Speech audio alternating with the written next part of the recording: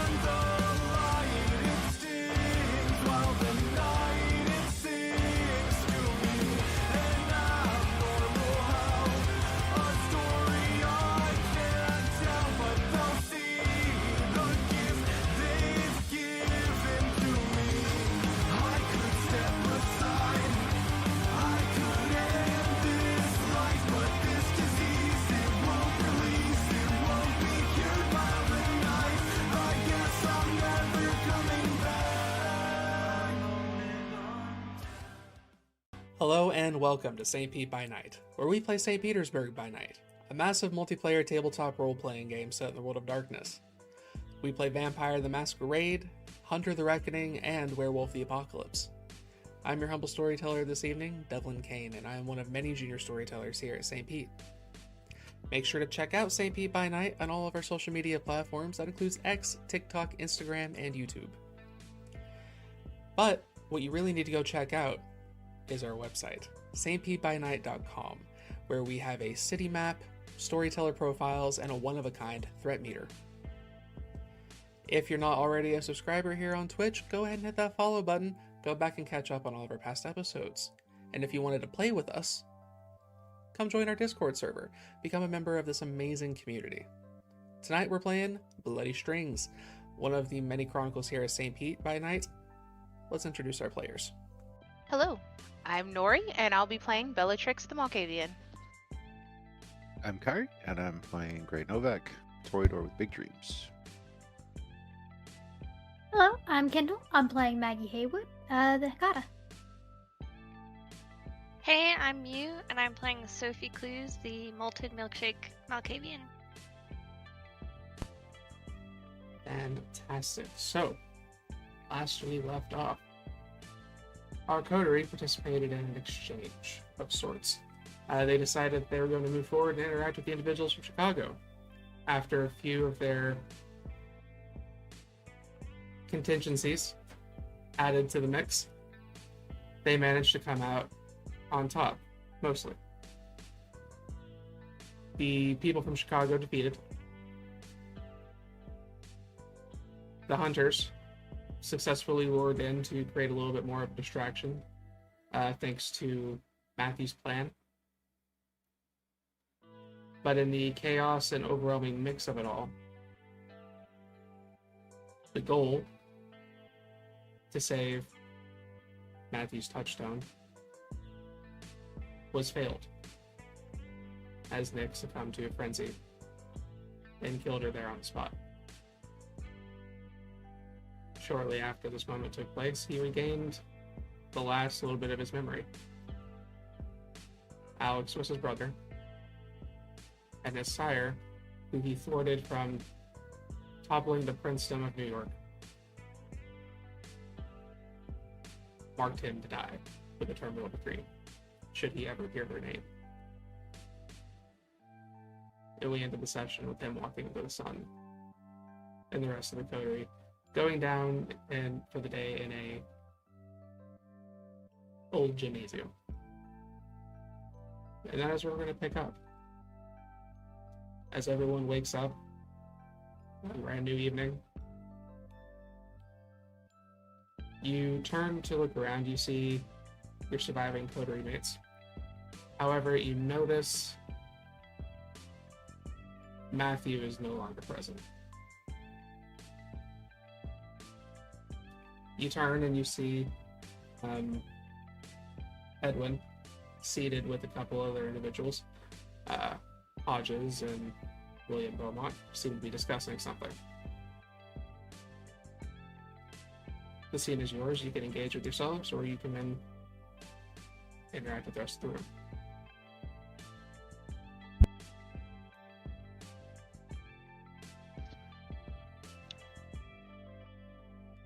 I'm eyeing everyone else with a very gleam in my eye, focusing on possible bared necks and such.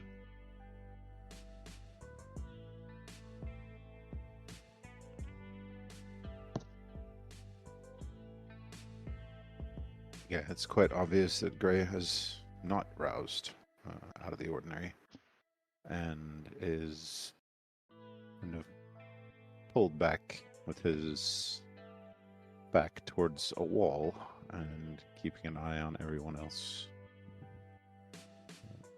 Bella has not roused either. Maggie is gonna start to get up. She kind of automatically rouses and starts moving toward the group of conversing gentlemen.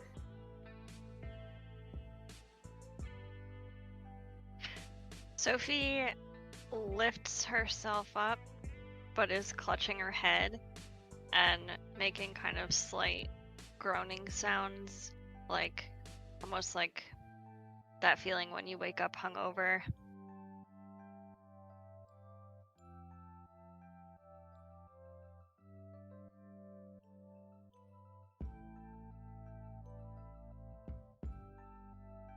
How many exits are from this place, Devlin? There are a few doors in this space, but two of them look like they probably go into like locker rooms.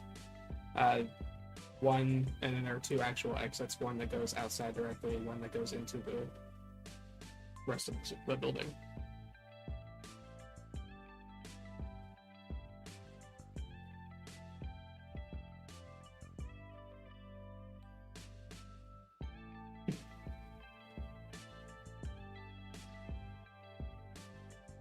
Okay, I'm going to be very honest right now. I either need to eat something soon, or I'm gonna need to find someone and someone's gonna help me clean up the body.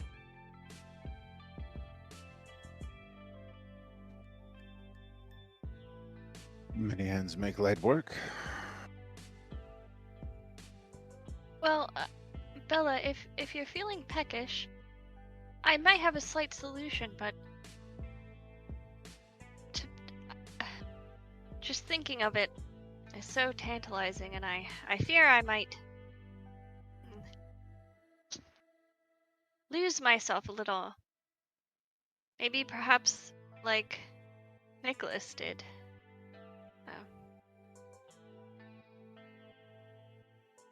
What kind of solution? Well, I still have those, what I prepared for Duncan in case he was deeply wounded, which I hope you're not wounded at all, Duncan. You seemed pretty, okay, although you were hobbling a bit. I have been through worse.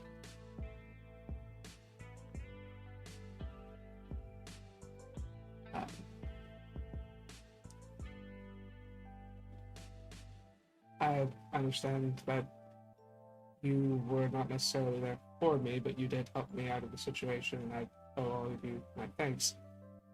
Perhaps I can do something to help here.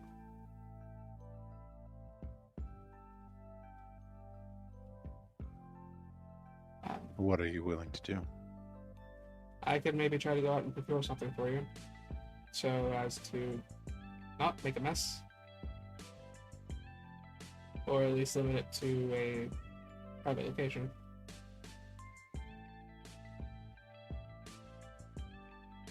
That could work. I suppose. Sure. They won't get harmed, will they? Do you care if they get harmed? I care. At this point, I can't promise anything. Neither can I.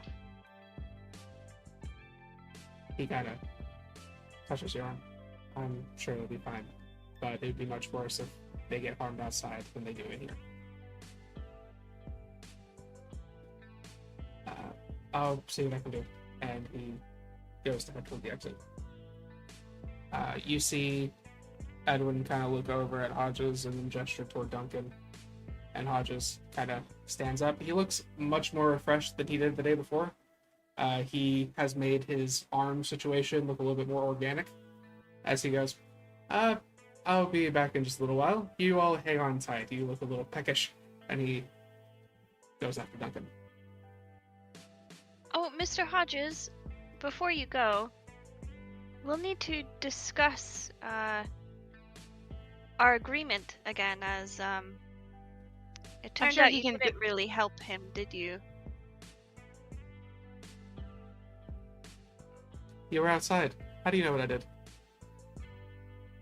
I'm sure you can discuss this later, please. Of course, Bella. Excuse me. And he turns to leaves.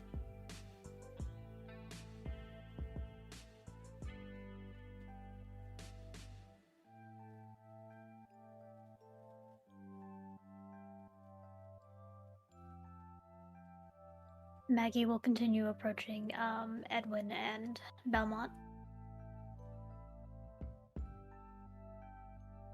Edwin stands up as you approach and kind of said, Miss Haywood, and he gestures forward. They look like they pulled up a couple of like folding chairs they found in the back somewhere. Please. She'll take a seat.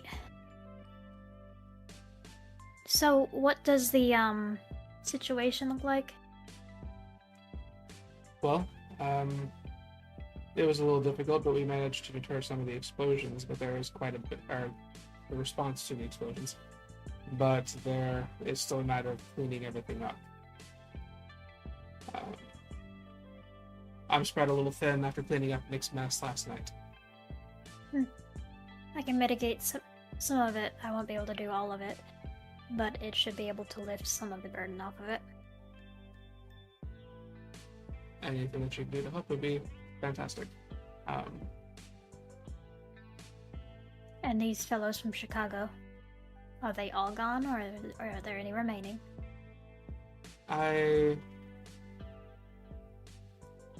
With Rutkus being dead, I don't expect any more interaction.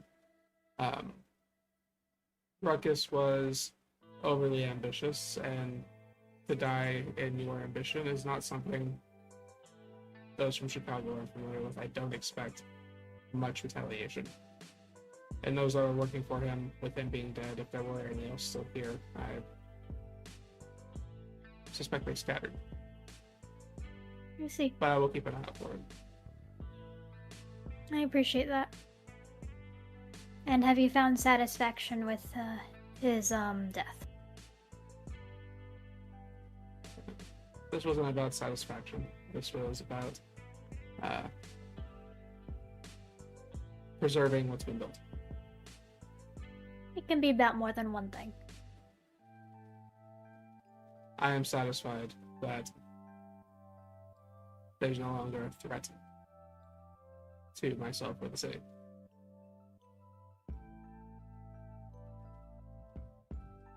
Good. Then you will have no problem enrolling those promised boons with the Harpy once we get back into Camarilla territory. It's already been discussed. Excellent. She will look over to Belmont. Thank you for your assistance previous night. He's cleaning the rifle that he used. Kind of has a very satisfied kind of smile as you mention. He's like, it's been the most entertaining evening I've had in a while. Happy to provide.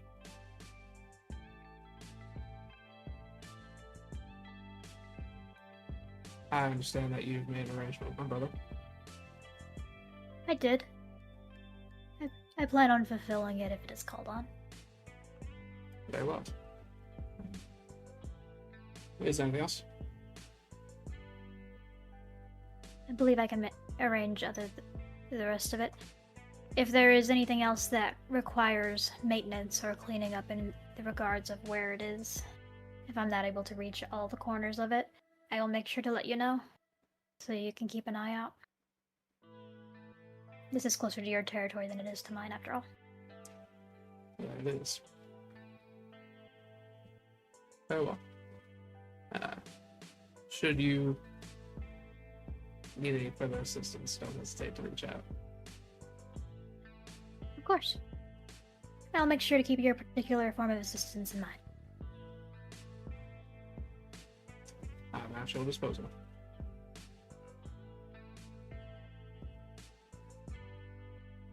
Now that everybody's awake, I myself am a little peckish and my diet is a little bit more restrictive than yours. Well, turning toward Edwin. I'm going to head on out. He kind of stands up with everybody. Pleasure to make your acquaintances. And he heads to the door.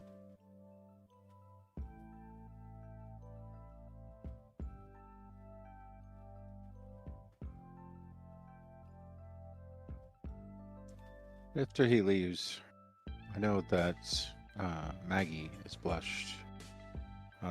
Who else here is blushed?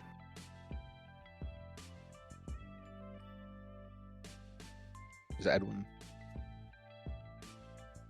Edwin is very rarely blushed. Okay.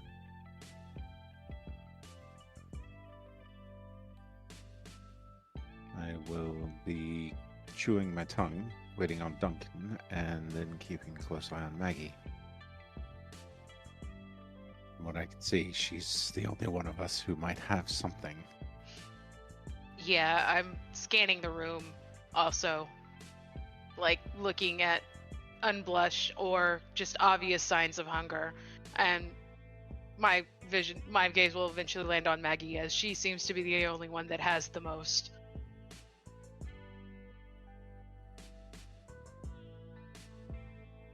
Do you do anything with that information, or do you... You know what? Actually, here's what I'll do. Both of you give me a resolve and composure.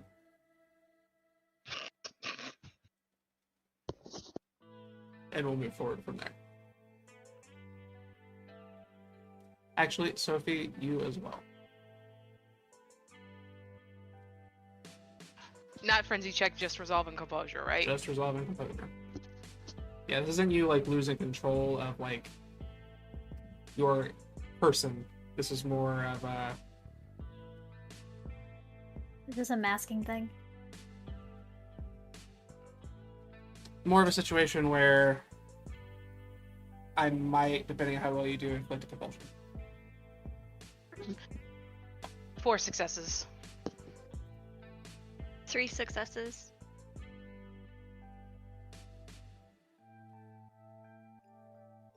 Okay. You guys maintain. You continue. You continue waiting for a while. And then you hear the gymnasium door open. You see Duncan kind of holding a young man's hand, kind of smiling as he brings him into the room. And you see Hodges, who has 2 people following him, but almost kind of like they're not all there. they're just kind of doing as he says. Duncan goes over to Sophie while Hodges looks at two of you. Bon appetit. I'm not waiting any longer after that. Nope. Immediately pouncing. Yes. Now I need frenzy rolls from anyone who decides to eat.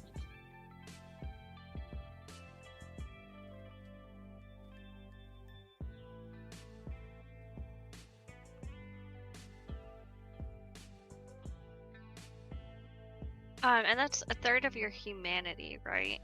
Do you round down? Yes. Mhm. It's resolve and composure plus a third of your humanity. It's your unspent willpower, That's right, unspent willpower. and then a third humanity. Which means it's usually +2. Okay. Unless you're really low or really high.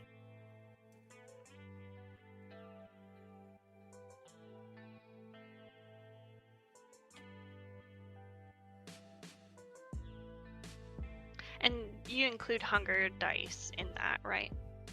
No. No. Okay. I got 3 successes. Are you looking it up? I looked it up earlier. I think it's with 4, but I'm with not a- sure. Sorry. So according to the chart, taste of blood while hunger 4 or higher is 3. Okay. Then you're If you fail a rouse check while at hunger 5, it's at 4. It's a 4. Got it. So All I right. also this. So, Bella and Sophie, you managed to maintain yourself. Great. As soon as you sink your teeth, nothing else in the room exists. It's just slating your hunger. And before long, you feel that you have drawn the last draw.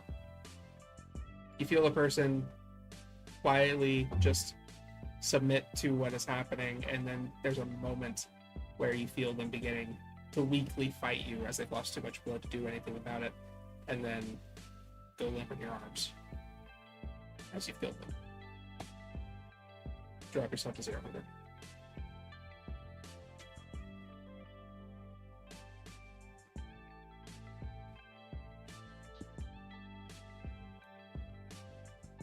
Well, that's better. is this person still out of it from Hodges? They will be out of it until you slake about 3 hunger, and then that's when it'll start starting to kind of paw at you a little bit, maybe. But outside of that, I'm only slaking 2 right now. If I can control myself. Oh, they're not drugged, right? no, he just mind fucked both of them and dragged them in there. They can still be out of it. I'm only taking 2. This is not even the good stuff. Sophie, how much do you take? Sophie attempts to take 2, but she's also fairly new at judging how much is in a human. So you succeeded on your frenzy, so you don't lose control. Do you want to roll to see if you maintain 2, or do you want to do some kind of roll, or do you just want to say you took 3 on accident? What do you want? How do you want to play it? I guess we could. Yeah, we could. What do you think we could roll for that?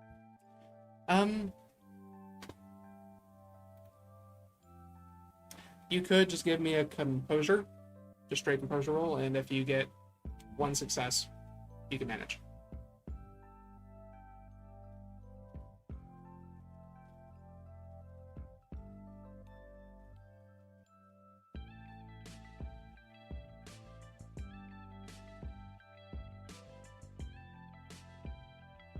That was about 50% chance we got it. Okay. So, you manage to take the 2 hunger. Once you get to that point, Duncan kind of puts his hand on your shoulder, pulls you back a little bit, kind of puts his hand on the dude's cheek. Why don't you just forget everything and just go on home? as he's already guiding him toward the door, and as the individual kind of,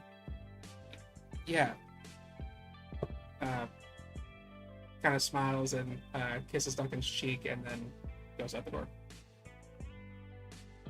Duncan turns around.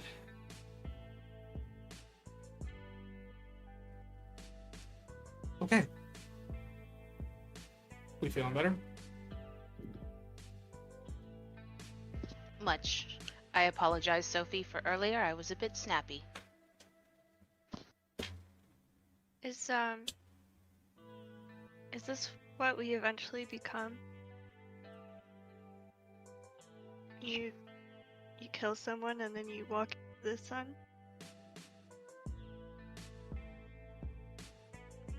Grei will immediately blush afterwards. Shudder as feels the hunger get slaked. This isn't what we become, this is what we already are.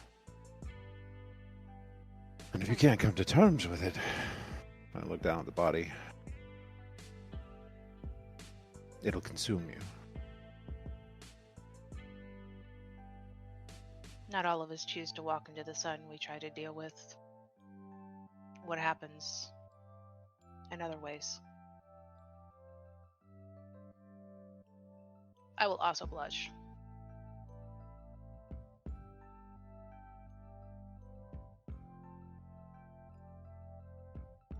Edwin is still here, correct? He's kind of seated in the middle of the room, just kind of watching you guys. Could I ask you a favor, Edwin? I owe you many. Well, I have a body to dispose of. Gonna tap the one with my foot. Is that something you could handle? I think we can manage that. Thank you. I appreciate that. Thank you.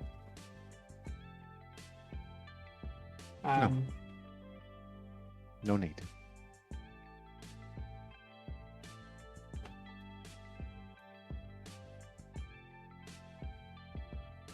With the exception of the regretful loss of Mina.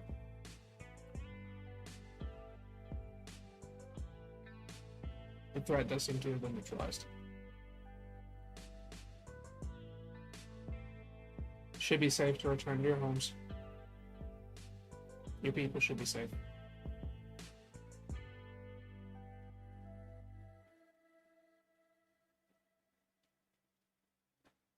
With the leader dead, we shouldn't have any more issues.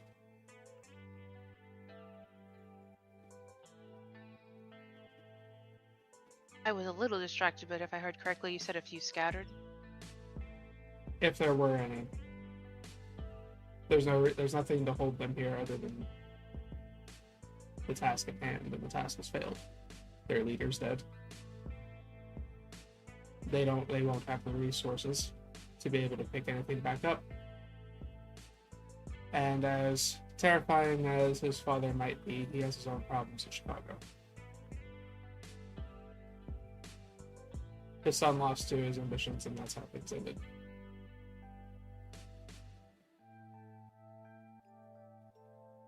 You know, I am quite impressed of those of you that went into that building and came out fine.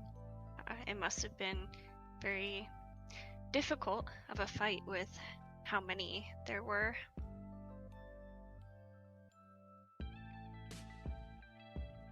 But Mr. Beaumont definitely played a big hand in that. And he looks over at Hodges. Mr. Hodges helped a little as well.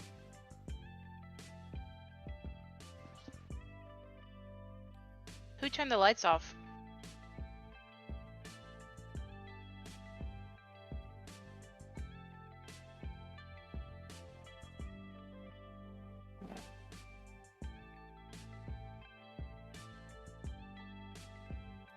I'm assuming since no one's taking responsibility for that, it must have been Mr. Beaumont.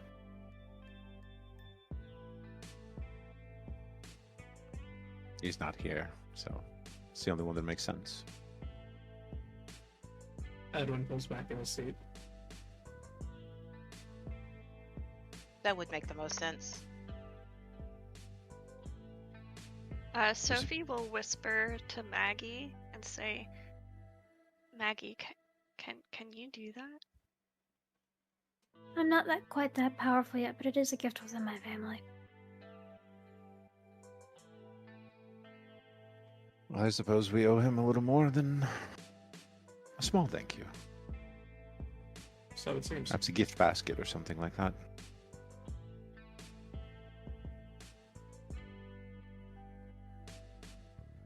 He and his brother are a treat to deal with. Edwin kind of watches Grei for a moment and then returns to the rest of the group.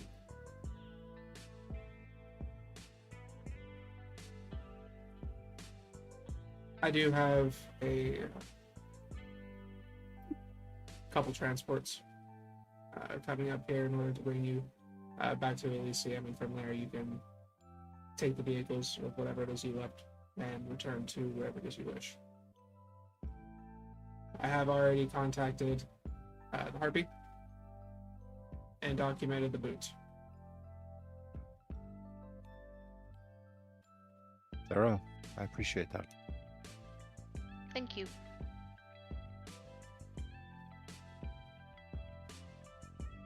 I will be Also- having Dr. Sorry. Go ahead. I will be having Dr. Corwin take the bodies of Mina and Alex back to my mortuary for safekeeping until they can be claimed.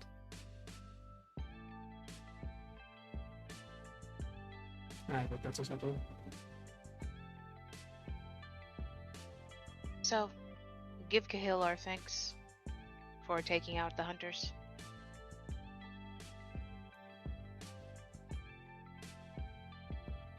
Yes, I put him on the roof the moment I heard that there were hunters in the Pacific.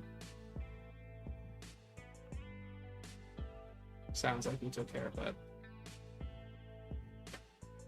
There was also interference with our communication for Grei and Matt. Was that us or them? Chicago does have some pretty impressive resources, particularly Job Khalid. It's possible that he had something to cause interference.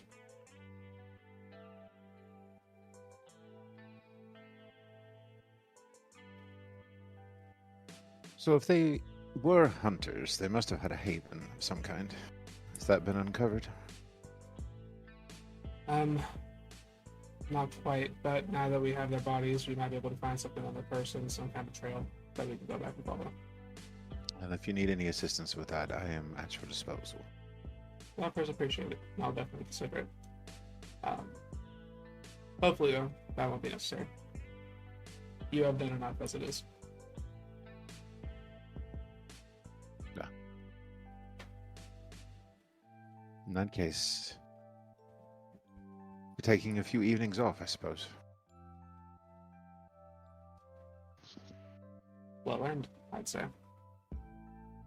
I have a few things I need to get in order, so yes. With all the activities that have happened previous night, may I look all of you over to make sure nothing has attached itself to you? I don't have a problem with it. Attached itself? How do you mean? Spirits can occasionally attach themselves to people, things.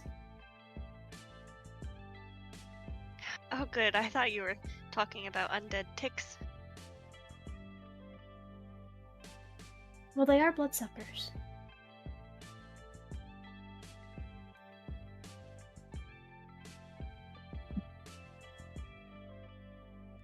Honestly, no, I don't have any reservations about it, but if you feel it's absolutely necessary, I wouldn't want to put you out.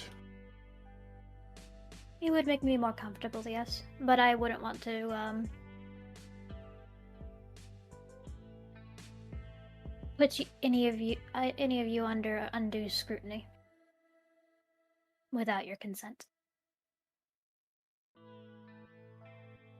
this thing that you're going to do, it just looks for spirits. Yes.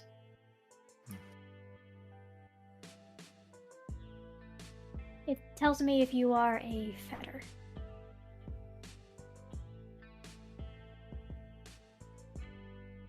No, I have no problem with this whatsoever. Grei will immediately drop into the mask that he usually wears as he is internally panicking, Devlin. Okay. Would you be able to see Nicholas? If we have souls, it is a possibility. But I am unsure if we have souls. It'd be interesting if we did. I can't speak to the nature of a soul, but I do know there were instances in the past where we were encountering dead kindred for the manipulation of mages. Interesting. I'll have to pick your brain more about that later, Mr. Kane. That wasn't my specialty, but I will do what I can.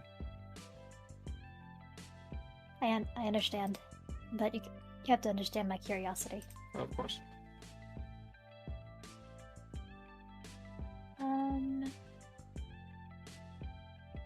Okay. You know, it may be more appropriate to do this someplace we all could consider safe. Perhaps, given everything that's occurred, look to Sophie. It's more appropriate to invite you to that safe space. Maybe it can be done there. Yes? If that makes you more comfortable. Certainly. And I think bringing you into the family, so to speak. There's quite a bit that we've accomplished together. Lives on the line and all. I agree. All right. I mean, neither of you. Well, Sophie had a dog in the fight, but you didn't, Maggie, and that's respectable. Also, I like Sophie. I greatly appreciate you, Maggie, for helping with this situation, and especially to think of looking for wayward spirits that might be haunting us. That's very clever and wonderful for you to check for that. They can attach themselves to the darndest of things. Well, then maybe you could also use your talents to make sure that whatever's left of Nick hasn't attached itself to our safe space. Oh, that would be Okay. miserable with him moping around. Whole place would stink of cigars the whole time. I can look over your haven. But I want to make sure that all of you are unattached before looking over living spaces. Of course, of course. I'm no expert in any of how this works.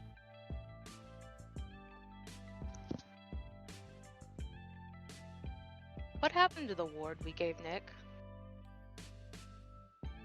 Well, Is it assuming gone he with was him? wearing it at the time. That's a shame. Yes, it is.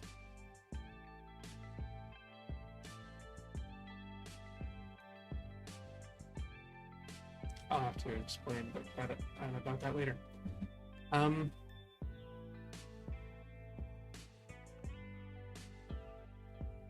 Very well. I do have some things to attend to. I trust you are fine for the remainder of the evening. Well, after the Edna, transportation, I'm sure we can see to ourselves. It should be understood. don't Yep. you want Maggie to look over you for spirits? That's not necessary. If I have spirits following around, they have not been a problem so far. Yes, and they wouldn't be able to make it inside of your Elysium grounds. Also true, I live in the most boarded place in the city.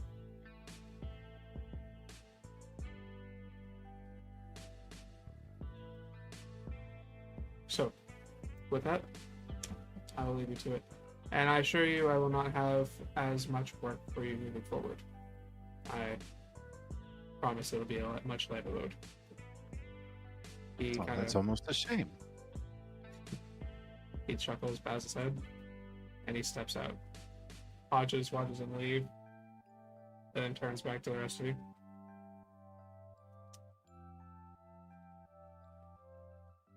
You get into a lot of trouble. I like to think that trouble finds me, unfortunately. He totally finds trouble. I wouldn't listen to her. She's trouble. That's not a lie. I'm going to see if that ride's here. Yeah. Head towards the exit, step outside. What is the address for this safe house you've spoken of? Bella, you can give it to them. Sure. I'll be writing it down. Sophie, I did say I apologize for interrupting. I believe you had a conversation with Mr. Hodges. Oh, yes, I assumed he was leaving for good. I was just saying that we would need to meet to maybe resettle disagreement, as I heard that you may have had a large ignition of the event. I shot the man that was holding your brother.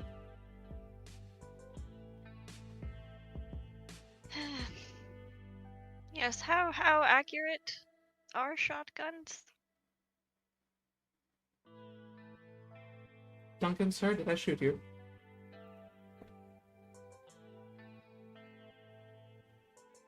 No, you didn't.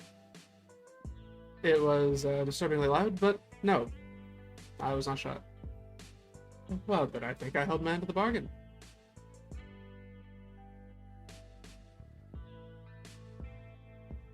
I do believe it was help get Duncan out. Yes. Yes, it was. Well, then I think I did that quite well. At the cost of my own arm, even.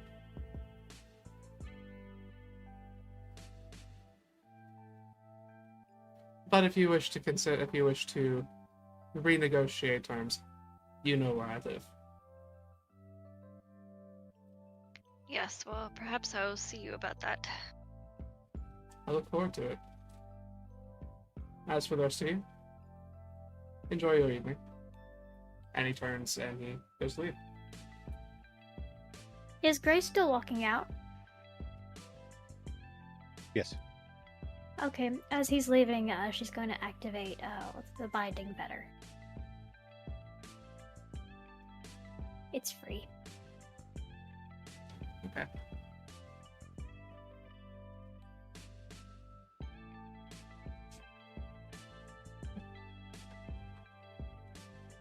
Blood surging. Got hungrier. It's a wits in oblivion. Mhm.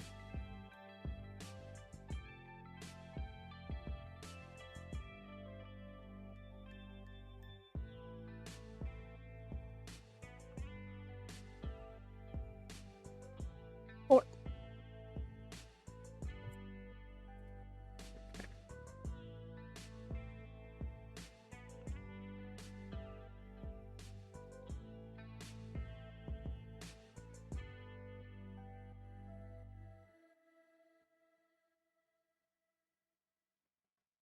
Okay, give me what's in oblivion. 4. 4, okay.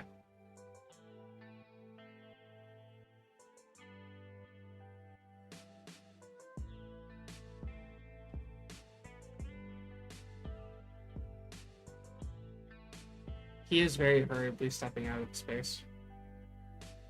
But as he does leave, something does seem to be radiating from him in some fact that you do see there is something clicking.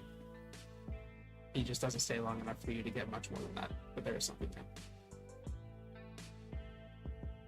okay.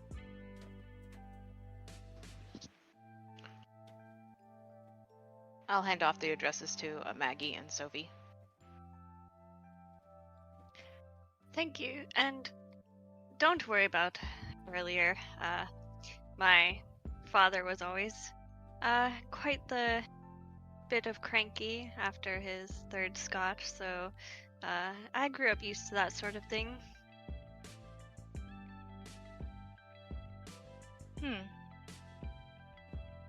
I hope it was only words.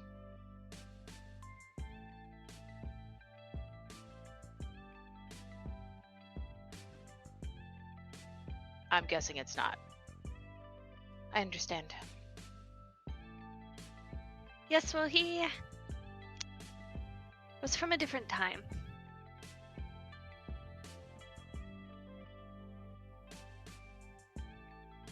That's an excuse they like to give, isn't it?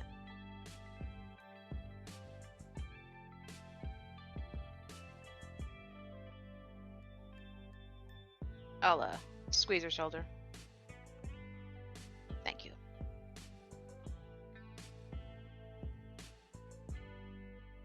We should go wait for the car. Maggie will take the address, and the blink and her eyes will return to them without the reflections in her irises. Thank you.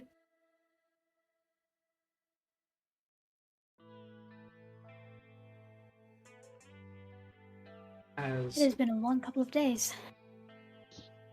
Indeed. You guys head to the door. You step outside. We'll shift over for a moment. Grei. You go outside. You're waiting for the cars that haven't quite arrived yet. You do see Edwin has started walking south.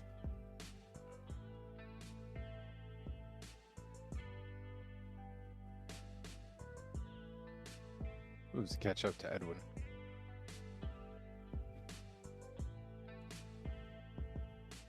Grei, did you do something? I wanted to talk to you, honestly. He already has a very, proper demeanor he carries himself in, but he almost becomes rigid when you say this. Very well.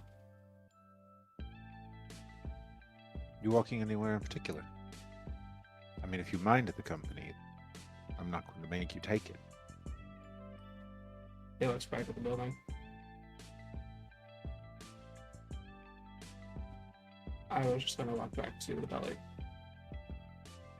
I haven't actually walked to this place in a long time. I don't know, the evening has made me nostalgic.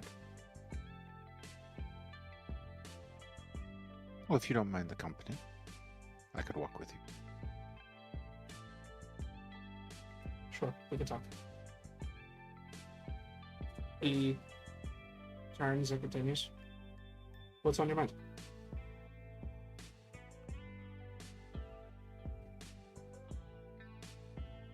You are incredibly gifted, sir.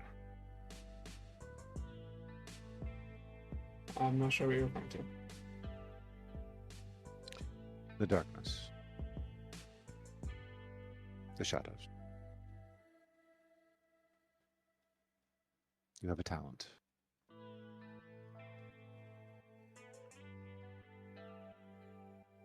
You saw me at breakfast?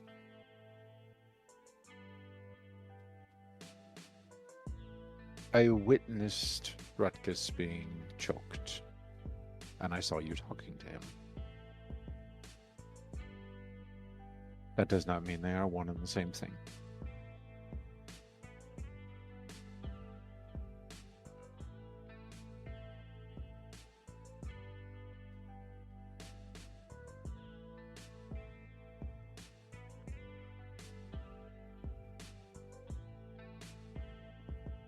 So, what happens now?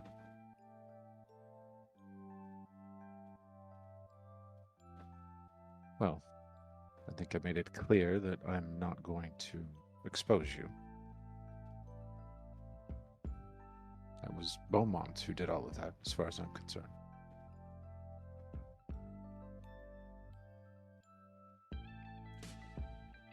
Why are you protecting me?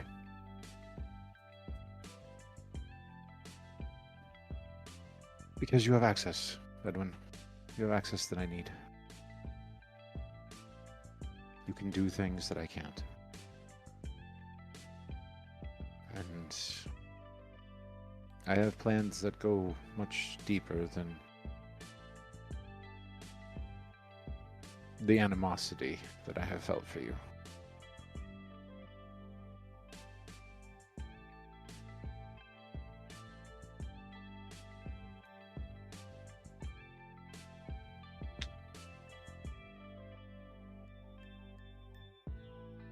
And yes, to be honest,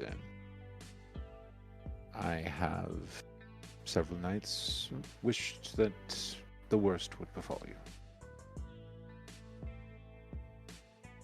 Fair enough.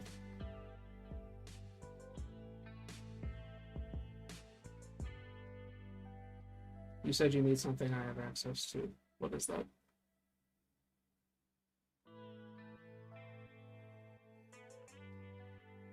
You may not know the magic yourself, but you have access to those who can teach. And I need a tutor.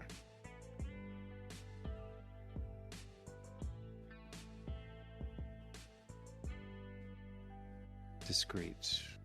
I have been denied access to the chantry. But that doesn't mean that you don't have other contacts. Doesn't have to be local.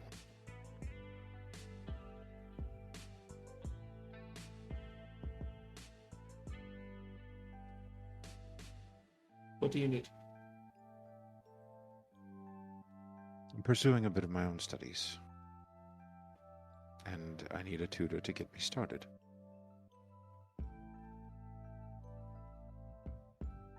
Some blood would help, to be honest. A kickstart.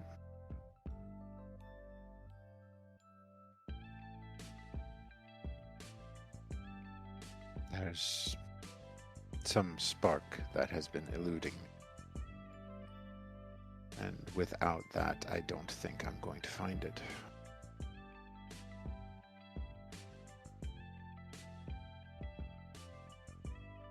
Well, it's the easy part.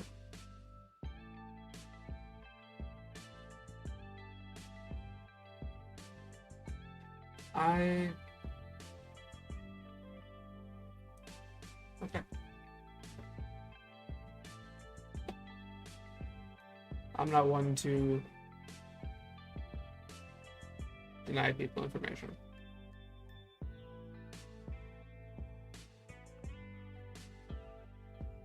I can get you the blood you need. And I can show you some introductory things if it is something you still wish to pursue. I will have to get somebody more impressive afterward. But I can begin the process. That would be fantastic. It would be simple if I could give you my blood. But I cannot. But I can find somebody. It wouldn't be too difficult. It would just take a little time.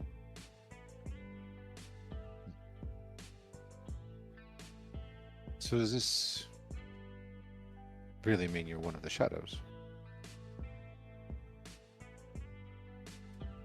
I've been a loyal member of Clan Tremere for a very long time.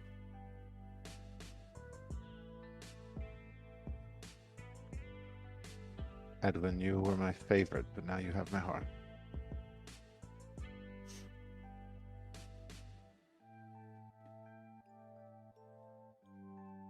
I'll see what I can do. I appreciate it.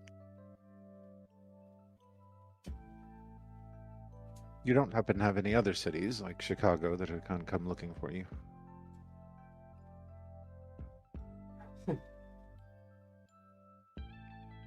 I still operate. I still have some operations in Tampa, but they don't have any issue with me.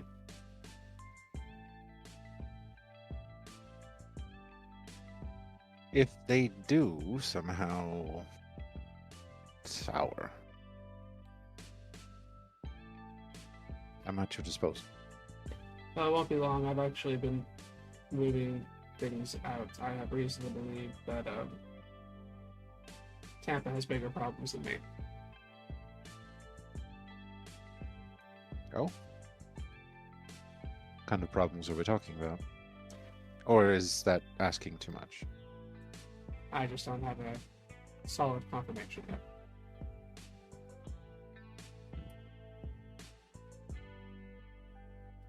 Big enough that security isn't necessarily what it should be for them. I'm not sure they can have enough security. Hopefully, it stays over there. Interesting. You know, it's only a bridge between here and there, right? Unless they come around a long way through the Anarchs. Which is true. I don't want to cause any unnecessary speculation. I'm not making any moves until I know for sure. But, well.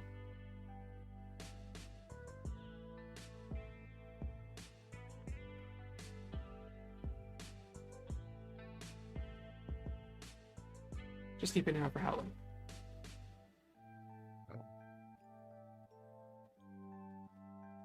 Well, told you before, your secrets are safe with. They will remain that way.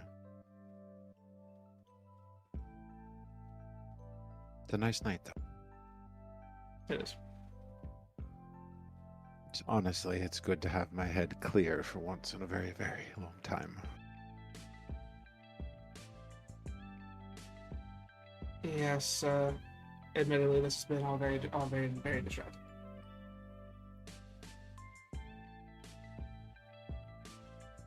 Then let's get back to business as usual. Wouldn't have it any other way. You continue walking toward St. Or you can't be. You'll shift back, you guys step outside. The cars have pulled up. You have a couple of individuals standing outside waiting for you to approach. They'll open the door for you when you do. It's two cars. Duncan kind of clings to Sophie, following. Hodge is already gone. What cars do you get?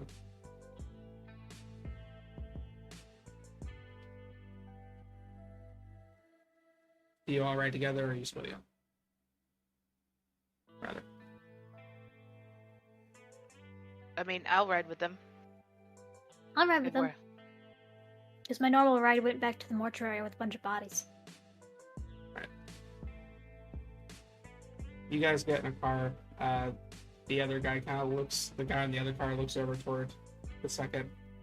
I thought there was just two more in them, and dude shrugs, closes the door, gets in the driver's seat, begins to pull off. You guys recognize this is one of the guards who work for the Elysium. You are free to speak if you wish to have a scene. Otherwise, we can go ahead and move everybody toward the ascent.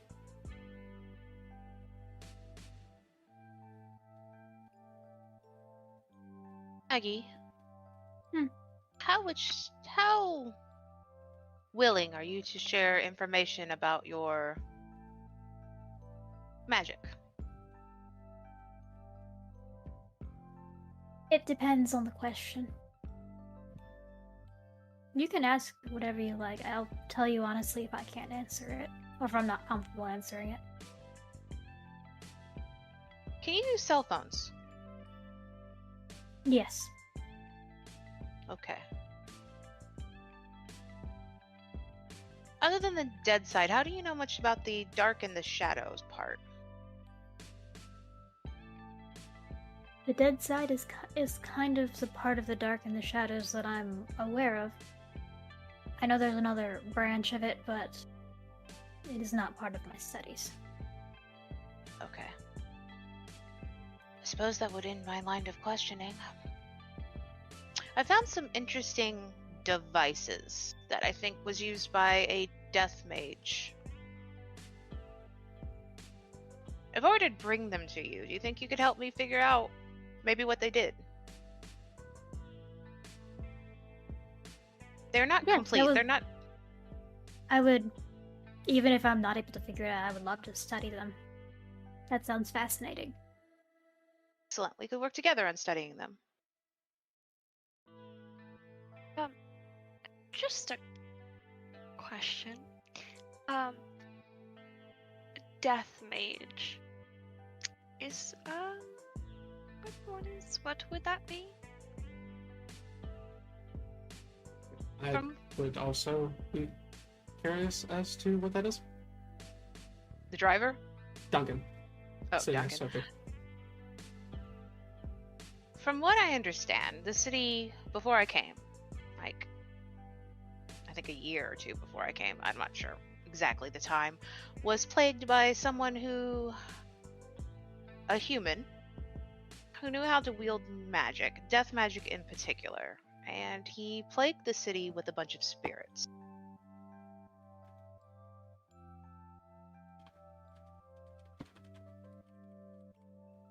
Duncan, you know how much I appreciate you. But you didn't tell me about hunters or harpies? Or now they're apparently humans that can use magic? And they said that it would be too much for there to be aliens. I can't speak to aliens. Harpies are not... It's just a title within the court of Canary City. I didn't know about mages. And hunters have never been a problem for me, so I don't really give them much thought. Why would they choose a title like Harpy? I'm sure that they have Duchess or a Baron. Barons used for anarchs. Mhm. They took From that what title.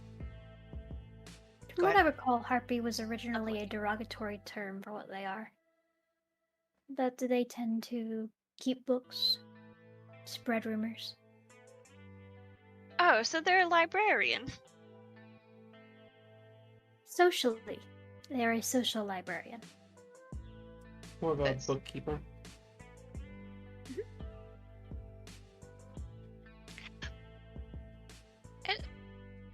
How do you have a state of anarchy with barons? How does that work exactly? According to Edwin, the barons that are near here are very...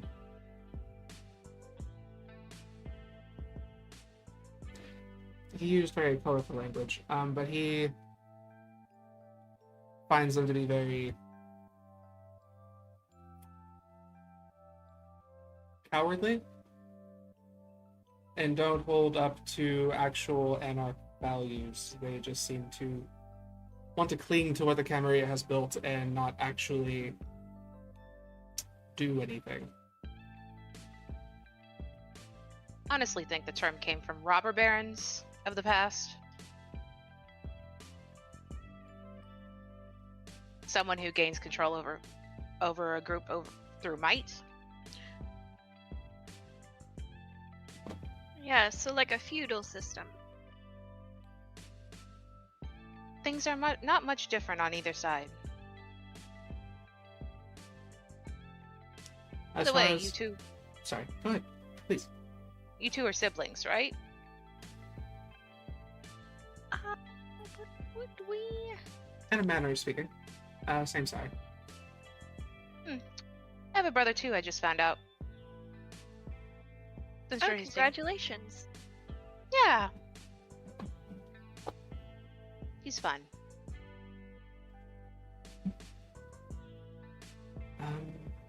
Yes. Family's always good to have around. Absolutely.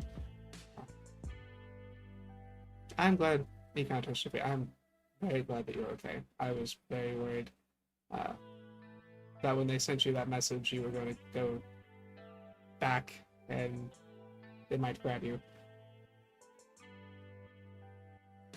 Yes, I speak with you about that later, but also, why did you go off on a suicidal mission like that? It wasn't supposed to be suicidal. It was supposed to be to just find some information about these people from Chicago and come back. I took a vested interest because, well, I found out who was working with them. But he found me before I could really get any clear information. And Edwin said that it would clear the debt that I owed the city for, well, bringing us in. Well, thank you, Duncan, for taking that initiative, but next time you have a mission like that, please just let me know so that I might help if I can in any way. Or tell you if it's a stupid idea. I do appreciate the concern, but you haven't got... Well,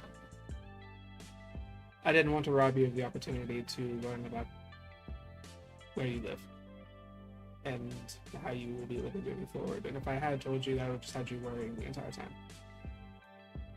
And it looks like, he turns toward the others, it looks like you have made some acquaintances. And he goes, I'm terribly sorry. You can call me Duncan, and I didn't get your names. It was a pleasure to meet you. Bellatrix. It's a pleasure. Maggie. Pleasure.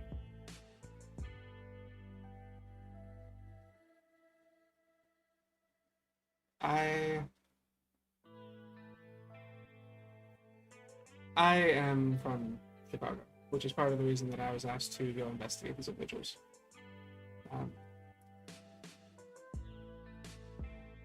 I suspect that I had concern. Personal information, don't really want to go into too much detail, but I had reason to believe that there was something of a personal nature to their presence here. I found out that was only partially the case, and I do thank you for saving me. And then he turns back towards Sophie, which we need to have a discussion later about you taking on debts in order to help me. I haven't taken on any boons. No, but I saw what this Mr. Hodges did. Both at the facility and getting food.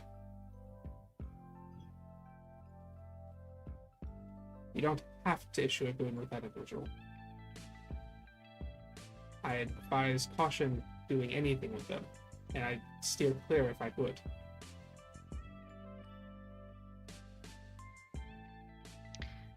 Alright, that does seem like good advice.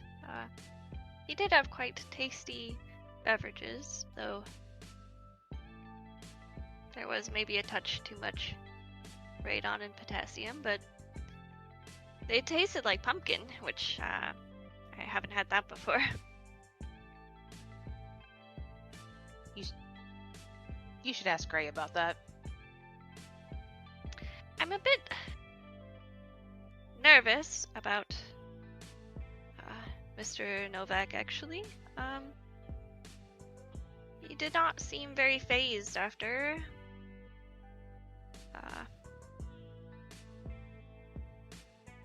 completely draining someone. Is that an often occurrence? Not for Grei. Grei usually tries to keep control over himself. This was extenuating circumstances. Usually he Grei- picks on me. Grei is the jumpy fellow who ran out of the gymnasium as soon as he could. Yes, the pretty one. Okay. He also hides his feelings. He may be feeling a way about it and just didn't want anybody to know. Yes, unfortunately, many men tend to do that. True. Perhaps you're right. Perhaps he's just upset with the situation with Nicholas. Perhaps. I do need to get you a meeting with Charlie, the Primogen, still. Now this is all over, I think I can arrange it. That would be wonderful. I would appreciate that greatly.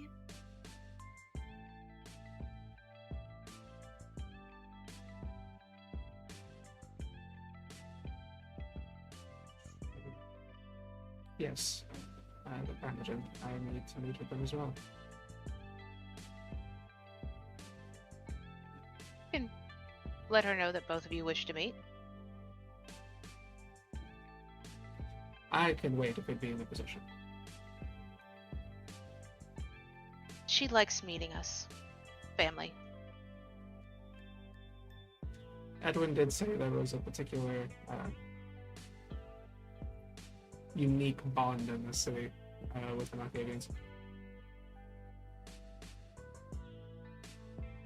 Very well.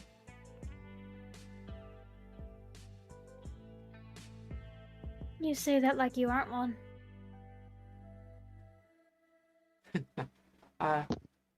Yes, I am one. Just a little, we'll say detached. As of, until lately, anyway. Recently. Yes.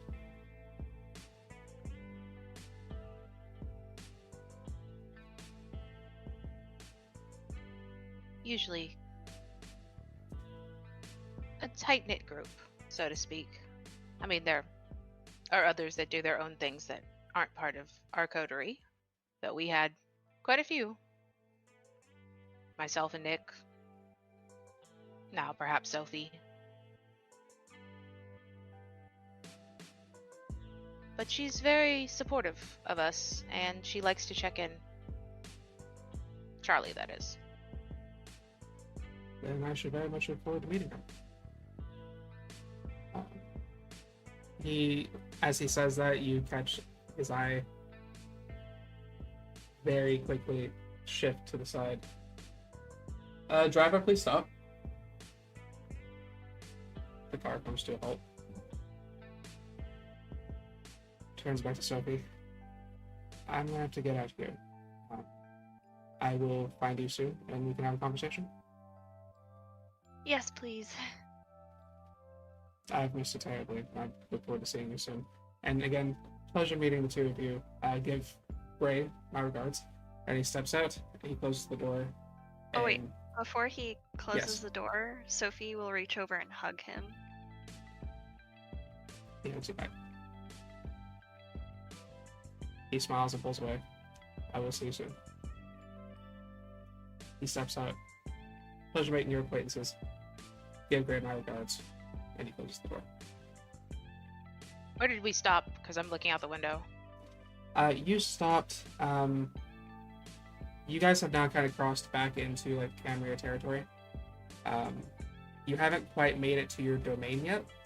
Mm-hmm. You're about a mile, maybe half a mile to a mile out, and then he begins walking east from the car.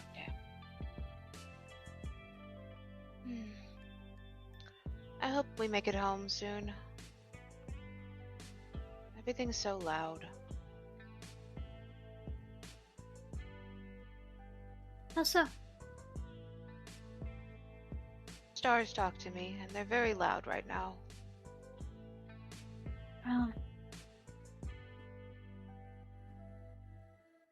How do you usually quiet them?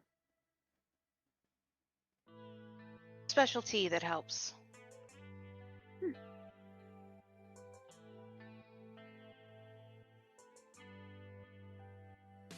After just a few more moments of driving, you enter the domain, make your way, and are dropped off at the ascent. I will say, for the sake of just kind of time, as you guys are there, a little while later, Grei will arrive, having been picked up after walking for a time and brought back to location.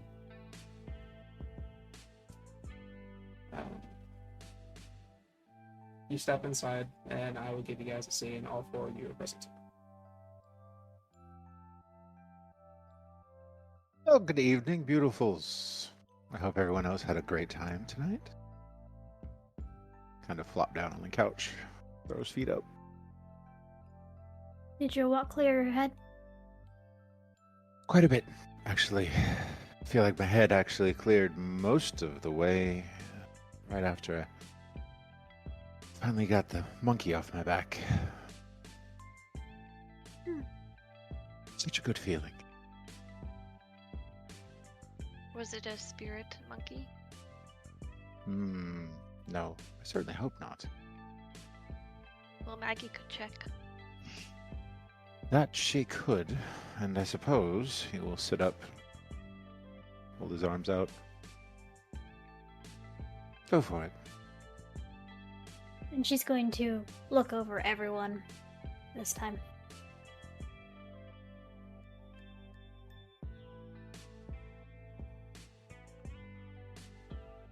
And a blood search?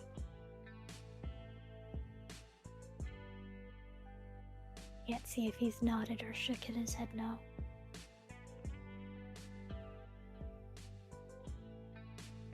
Was that a yes or no? I was muted. I'm sorry. Yes, go ahead. Thank you!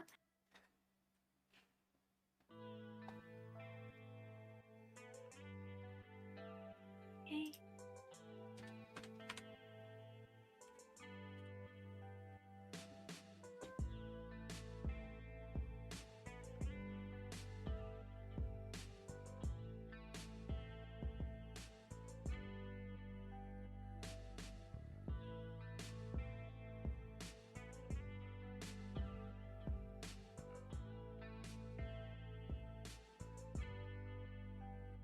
Three successes.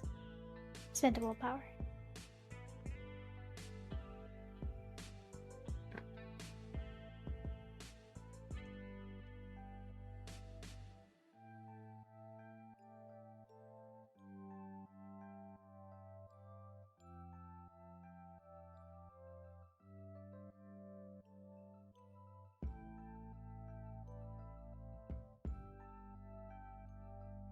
So,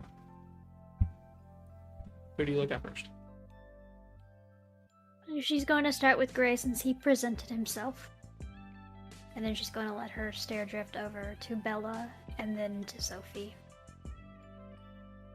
And then a general sweep over the shop.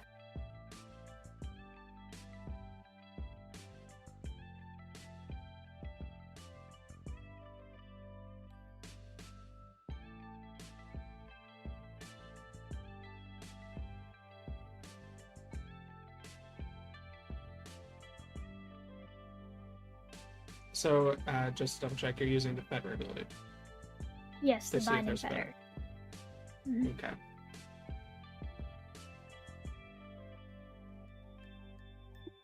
If she sees them, that will influence her next actions, which I will tell as that goes. Gotcha.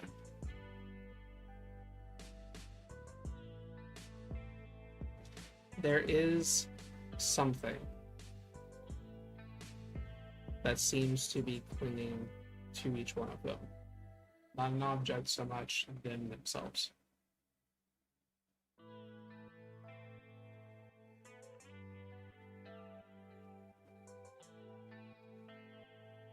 You notice that, say if you were looking at this as like it was producing some kind of aura or light in some capacity, the rest of them seem, Sophie and Grei seem to have some kind of radiating about them. Like, it's just a constant presence. But then when you look at Bellatrix, it's almost like you were shining light through a prism.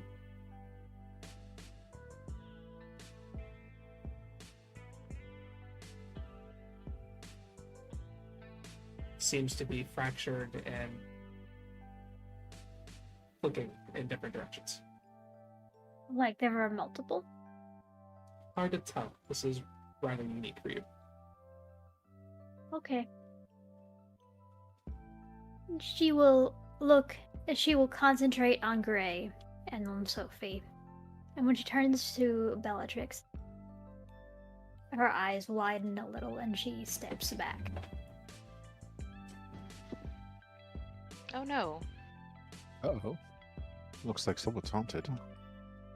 Oh no, all of you are. Oh. But you're a prism. I've never seen anything like it before.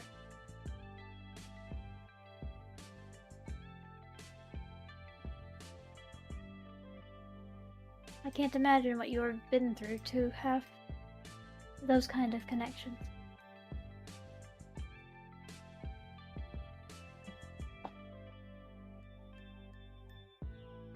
And she will deactivate Binding Fetter and activate Oblivion Sight to see if any of those spirits are around them. Okay.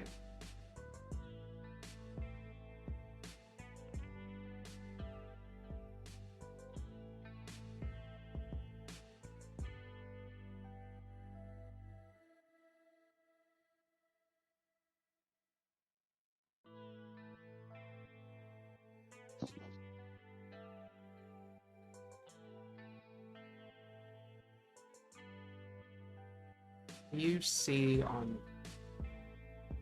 We'll start with Grei. Oh wait, is there... Let me double check that ability. Is there a role for this? It's free to activate, but I can't remember the exact role, and I don't remember which one it's in. It's in the player's guide. You said Oblivion Sight, right? Yes. Player's guide.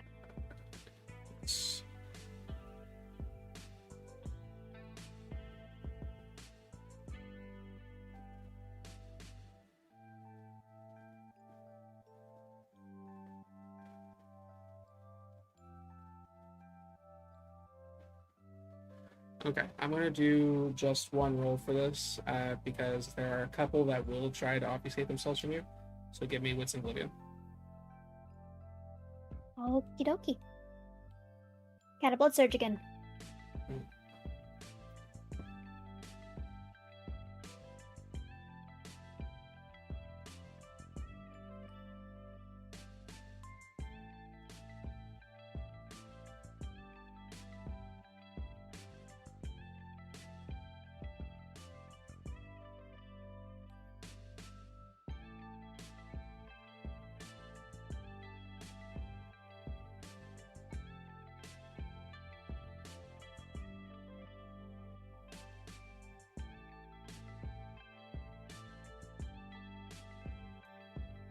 Alright, I burnt willpower. I got 4 successes with a possible bestial fail.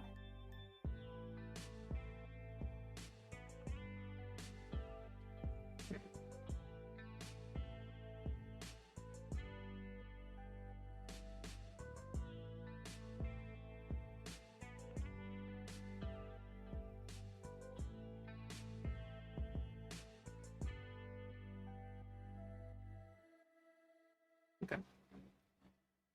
So, first you look over at Grei. You don't see anything immediately, but as you focus, you see a couple of shapes. Nothing clear, but there are a few, roughly 3 shadows that all seem to be kind of sitting directly about him. And you can see those shadows seem to be creeping almost like a hand on the shoulder. But the one in the center this shadow that you're seeing casts over his neck.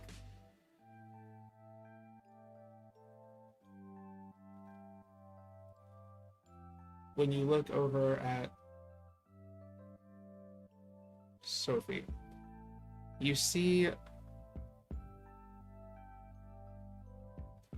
a woman who seems to resemble maybe like an older Sophie, who seems to be kind of doesn't clock you in any capacity. She just seems to be sitting back and just watching Sophie with a very intent, kind of gaunt expression. She's kind of like a little taller and it's almost like she's standing and peering over her, looking down.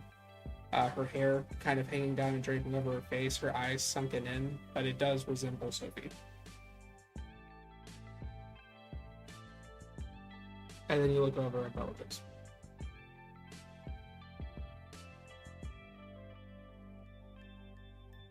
There is no attempt to hide so much. As much as you are using the ability to try to clean up what it is that you're seeing. You just see one entity that seems to be standing over Bellatrix. And for the most part, it looks like Bellatrix, but it seems to be constantly shaking, almost vibrating in place.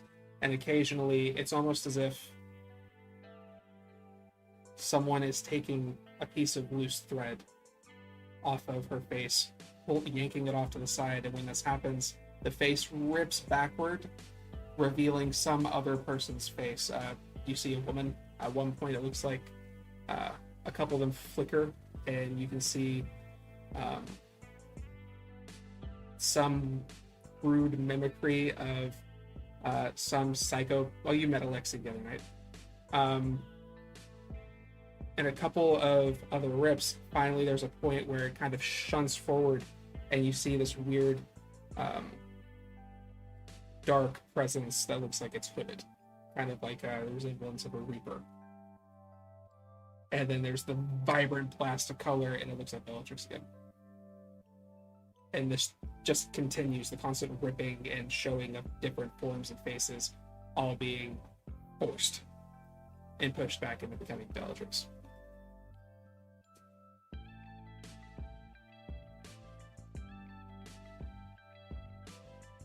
Gotcha. Again, as she will focus to concentrate to get a visual of the various spirits she sees around Grei and Sophie. It seems to be easier for her to take in what she sees from Sophie's, and there's a look of concern when she sees the way Grei's are. But as she looks to Bella's again, there's a look of fascination, but also worry and mild confusion. And then there's a squint from the very bright flash of light.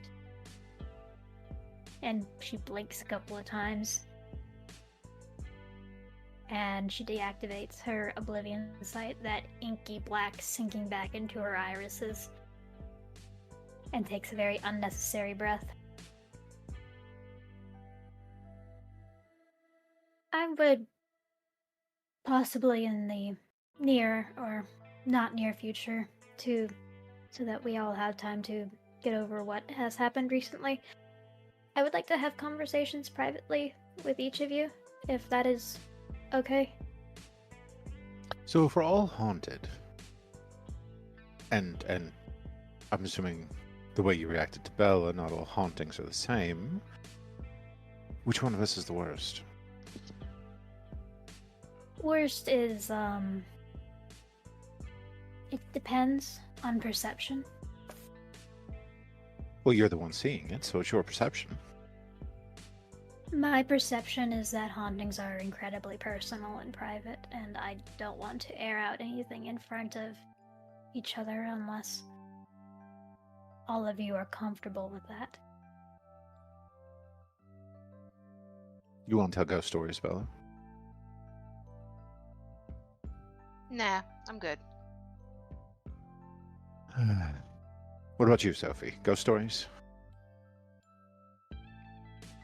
Well, I mean, how dangerous does it look?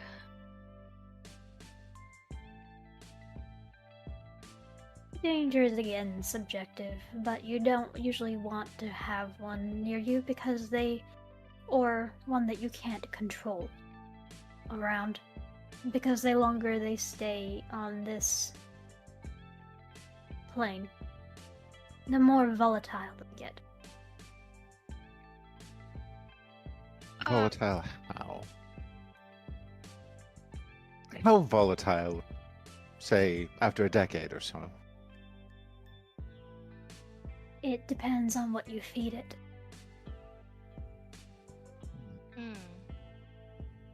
There are things called passions that wraiths can eat or take that make them more powerful. The more emotive a spirit is, the more dangerous they can be. The more they get fed, the better they could communicate. It depends on how they died, their motivations, whether... There's a lot of factors. What if they had a particularly violent passing?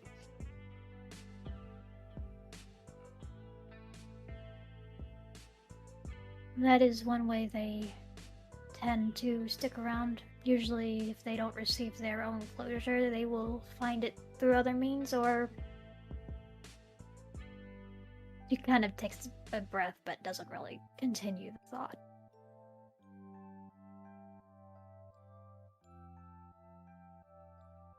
Closure, what does that look like?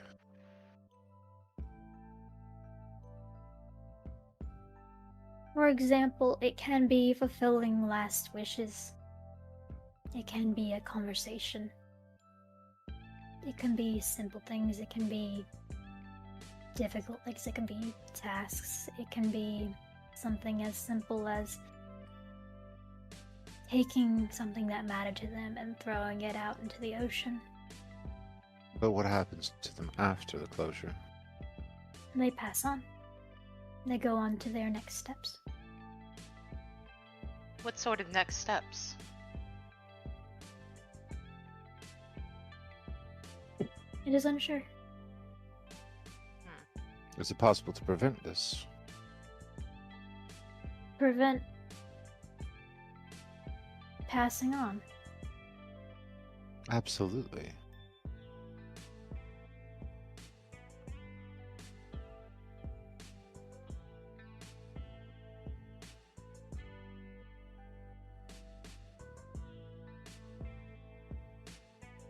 Why?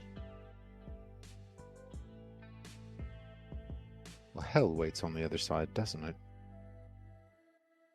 I wouldn't want to wish that on anyone. There is no certain way to know what is on the other side and waiting. Death is another journey just like the one that we have walked.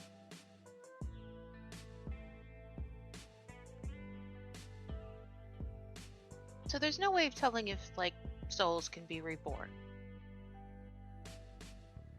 That is certainly one of the theories of part of the journey afterwards. I can't say for certain what happens when someone has passed on. There are many ideals and thoughts and speculation of what happens to especially human souls. Well, I like to believe that rebirth happens all the time. That is certainly a nice thought. I enjoy the theory of reincarnation. If someone does not finish what they have started here, I like to think that they would get another chance to continue. You don't see it as a truth. I don't see anything. I don't see anything. Absolutes are very hard to deal in when you are walking a line of death and life. But death is an absolute. Death is a step. But every step is an absolute. Once you've made it. What you see is a perception. It is a reflection of light.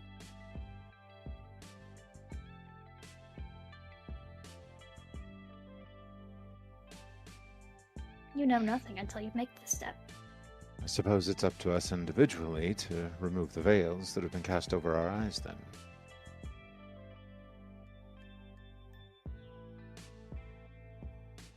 Yes.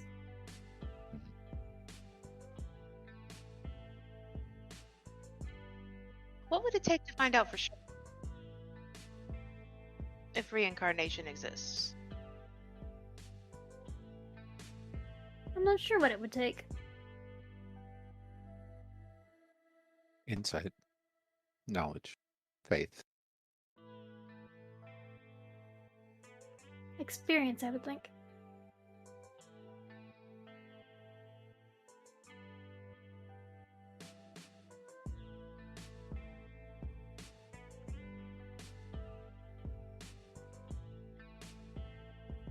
Be happy to speak with you privately. Thank you. As for now, though, I think I'm going to leave. Like I said, things are very loud, and I'd like them to be quiet. Good evening, all. Have a wonderful night, Bella. Thank you.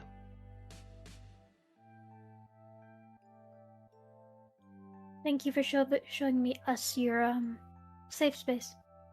And I look forward to all of our private conversations. As safe as it can be. Edwin's been here a few times, so. Yes, thank you Hope again you for inviting me to your home. It is quite lovely, especially the pillows. And the art was all done by Matt. He is quite talented. But he does require that if you are going to be smoking in any way, shape, or form, it be done out on the balcony.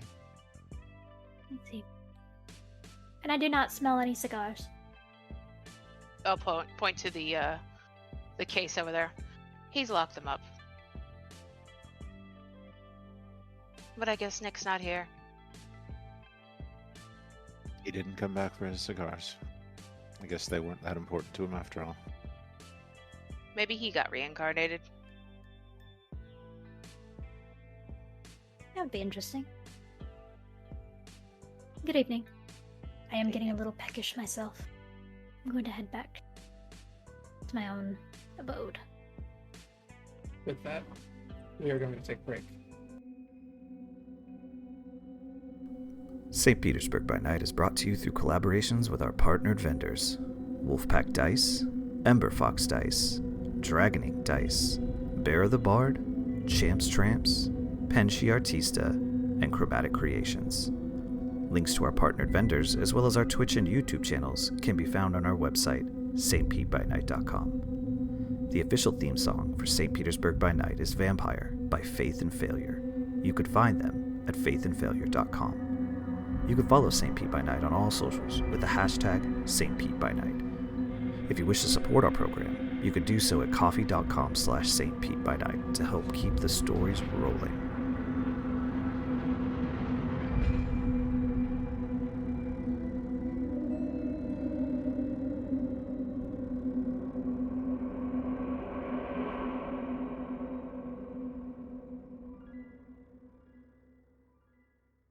Thank you for waiting, and welcome back. Last we left off, the group had finally made their way back to the Ascent. They talked for a bit, discovered there might be some passengers tagging along for the ride. Promising to come back to that conversation later, they separated. Went to go about cleaning things up after everything that's happened. So we're going to see what they're doing over the next week. Now, starting with Bellatrix and Grei. What are you guys doing this evening? Bella is going to go to Matt's gallery to check up on him. That's exactly what Grei is going to do as well. You make your way to Matt. You approach the entrance. You've been trying to get a hold of him, shoot him a text, or finally coming up and knocking on his door. And much like the text, there's no response. Fancy meeting you here.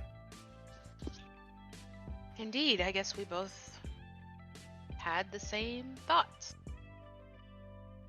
I mean, at least I had the decency to mourn in public. You did. You moped in public. I'm a little worried about him. I don't think he's going to walk into the sun. No, I don't think that, but I kind of like having him around. And I don't know if this is going to make him leave.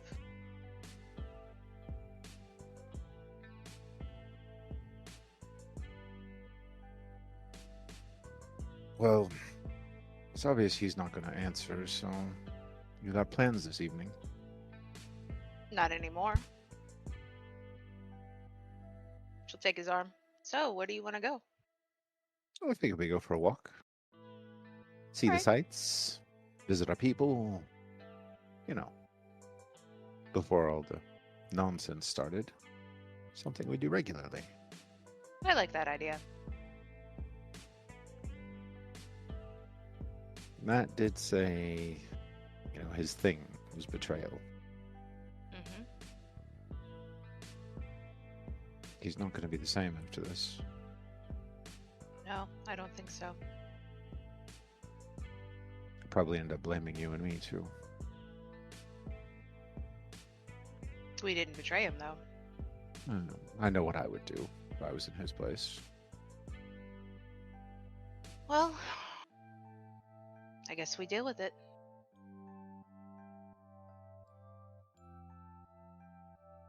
I mean, we could go the completely long route of ignoring the issue and just letting it build and build and cause a schism where an actual betrayal happens. Or we That talk. sounds interesting. I Maybe? suppose. No. I mean, I feel awful. I told him that I was going to do everything I could and that we were going to rescue her. I knew said how I'd do he what I could. felt.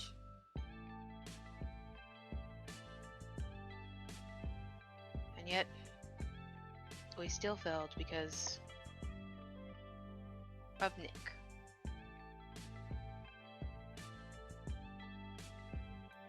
I don't even understand what happened. I don't... He lost control. I saw it. He had lost control.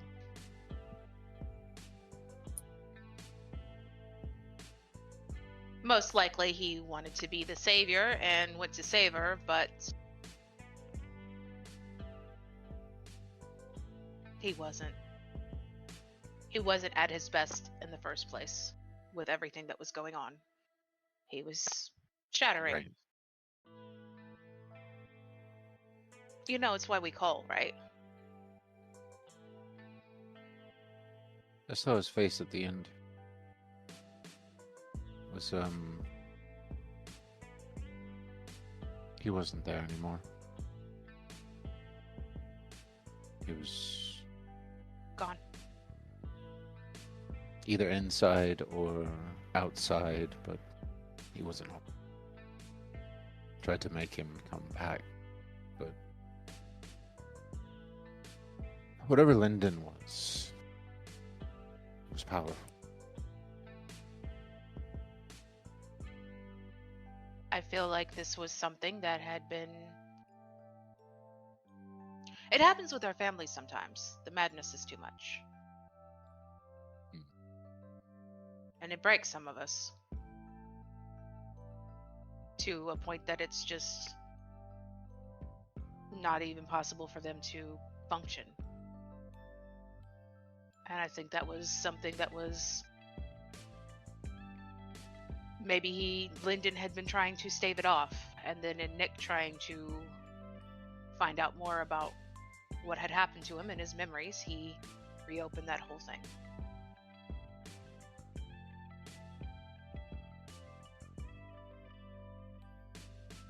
You know the story of a prophet who was taken into heaven? No, I didn't really go to Bible school. Sorry. Too busy. Cults, mental asylums, Dutch. I'd like to think that's what happened near the end.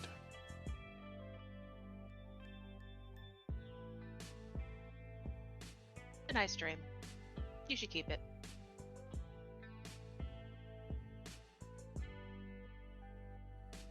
I talked to Edwin, Oh? kind of level set with him about things.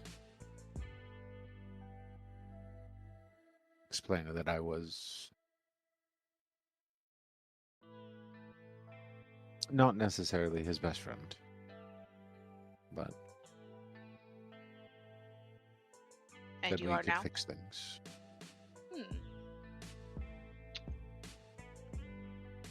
So you don't want to know I may have dirt on him. Oh no, I would definitely want to know the dirt. I don't know it yet, that's the problem. I have a hard drive, but Nick's dead, so he can't do the thing that he usually does, so I had to find someone else. Unfortunately, that someone else wants to pet a puppy.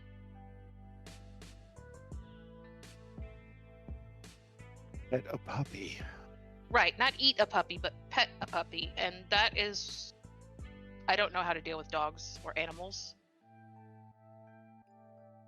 Well, I don't know how to deal with dogs or animals either. However, I do know that there's a certain family that does know how to deal with those. I could ask around, maybe make some deals. I like that idea. Maybe get you a puppy. Now, or at least keep the puppy calm long enough to be petted. I mean, if I could tell a human what to do, I could tell a puppy what to do, right? I think it's a bit different. They kind of go crazy.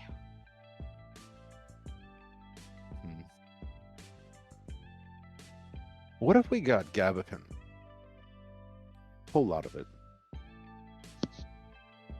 That might work. I mean, it still has to be alive, I think. I think he wants it a living puppy, but maybe if we got that and just calmed it Oh, down. it has to be a living puppy. You didn't I'm- specify that part. I'm pretty sure. Uh, And I'd rather not piss him off. And after they deal with this hard drive thing, whatever that is, that's got this information on it, then I'll we're share. going to have what exactly? Okay, so while I was showing Sarah around near our territory, I came across this hidden door, like hidden by magic. It had a bunch of like symbols across it that made it invisible, except for those who could see it.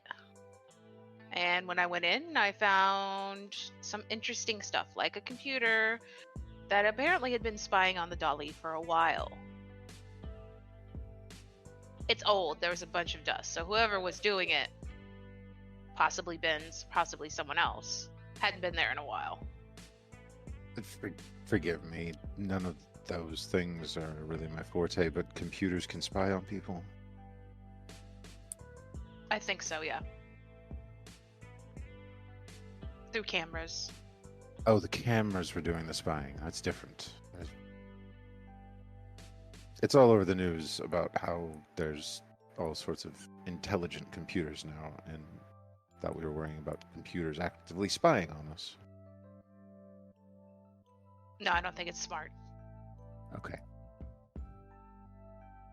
So I packed up what was there, and I was gonna take it to Nick, but then Nick was in his... Well, then Alex attacked, and things went down, and so I couldn't take it to Nick. So I found someone else. A close relation. Not out. How close? Oh, okay. How close? He's my brother. Oh, so another owl. Sure, you could say that. It's not a bad thing. He's very good at what he does. And if your brother is anywhere near as good as him, then He's apparently famous in those circles. At least he said he was. what circles? The clickety-clackety get into stuff with computer stuff, You can get famous from computers. apparently.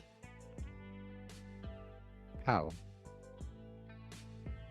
I guess do it good enough. I mean, you can record a few videos and put them up on some social media, right? But getting famous from typing on computers? Come on.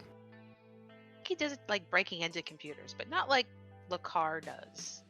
Like Lekar physically breaks into stuff. Like what Truck was doing when we were cleaning up stuff. Matt is an artiste. Hmm. And whatever Nick did with those computers, I don't really understand. I just let him do his thing.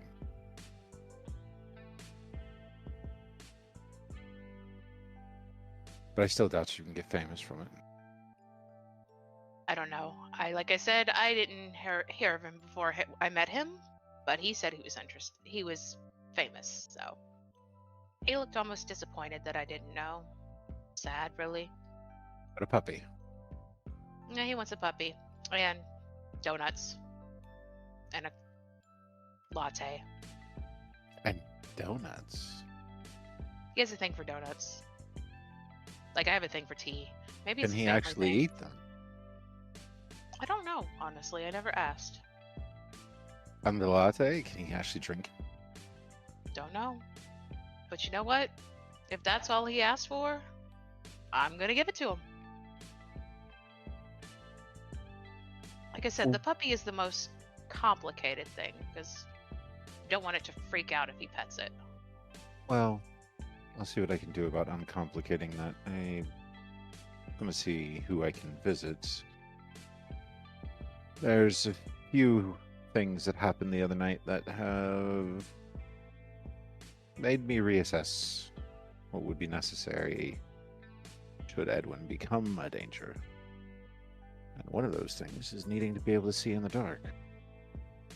I mean, the dark. Yeah, that's a good point. That was Edwin, by the way. You keep that under your hat. If I'm it good at gets keeping out, secrets. I know you are, but if it gets out, I will eat you. Ooh. I I will. I will eat your shards. Fair.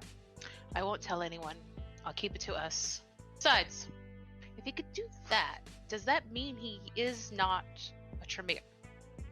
Because I've been wondering this for a while, and I've been trying to research it, but it's very difficult. No, he's true blue, 100%.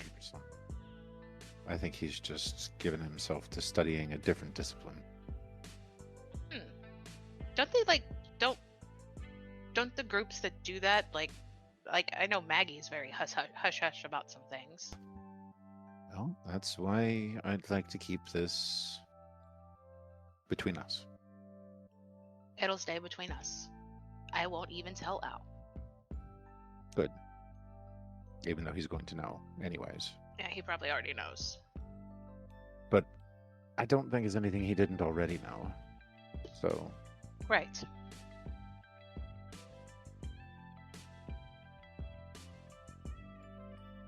Who are you after your loss? I'm 100% firing on all cylinders.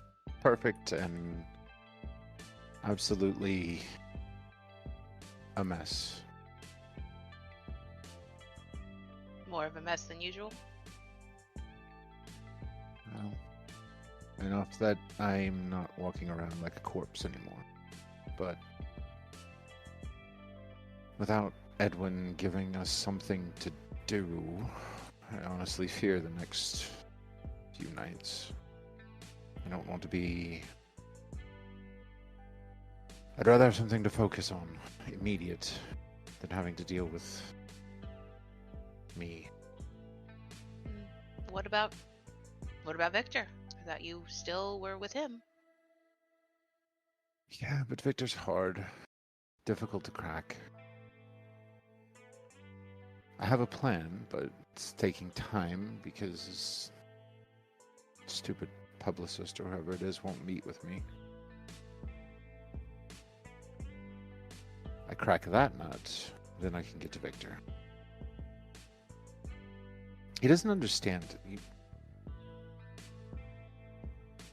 don't have to make things ugly to make them beautiful. There is beauty in ugliness, for certain, but you don't have to create ugliness. You can beautify it. Like that concept. And really, most beauty is in the stripping away of naivety. When someone is aware and awake, and all of the little veils get ripped from their eyes, and that moment of just pure enlightenment that strikes them, there is nothing more beautiful than that. And often it takes a tragedy for that to occur. And he doesn't get that. He's just like, oh, I'm just going to find someone and completely mar them so I can make them ugly, and then I'm going to make them beautiful and take pictures of it. It's like, you're better than this. You have more talent than this. Like, Yeah. He's stuck in a rut. I'm not going to bore you by talking about Victor all night. You're not wrong. About the insight. It must have been a really beautiful moment for you. I saw 1,000 worlds. Then I shattered. Always comes with tragedy. Yeah. Well, I guess in keeping busy, why don't we do something for the neighborhood? I like that. What do you want to do? Well, we've kind of sparked up the nightlife, but we could always, use a little more influence, I suppose. Got any ideas?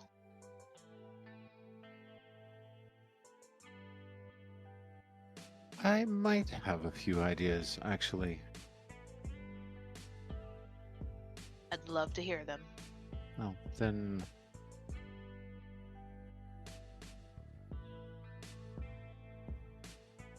I think we're going to make a night of it. Excellent. Are we gonna do acid and steal a tank though? It's a song I heard. I was just It's say, do you stuck in know my where a head. tank is? No, but if we ever find one, I want to try it. So one thing we might do, if you're into the risks, cross the bridge over into Tampa, get a little bite to eat, come back.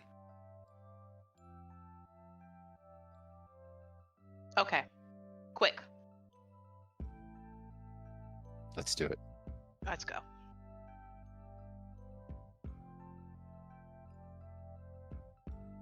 Okay. How would you approach this?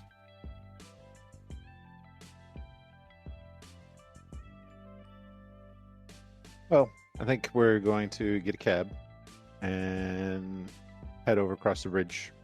Not into downtown, just on the other side. This, not suicidal, just no. Sure, Right on we're the border. Right on the on border. the border. How are you going to find food? You want to hunt, or should I? I like to watch you work. You do it. All right. But I'll help if you want.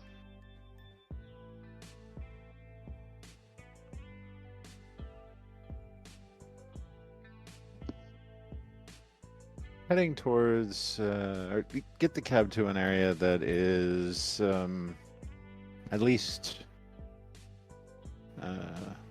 has some nightlife. Not a whole lot.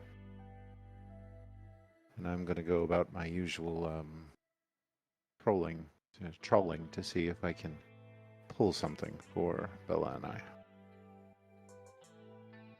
So you want to use your typical method? Yes. Go ahead and use your typical. What's your role? It is...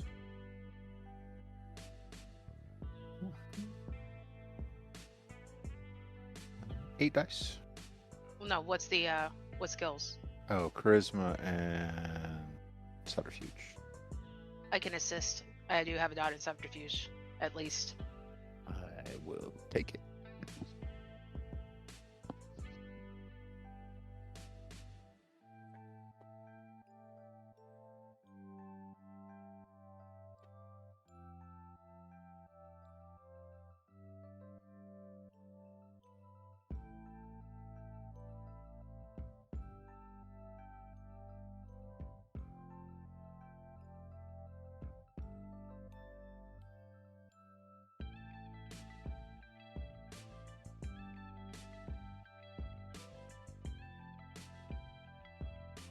Three successes.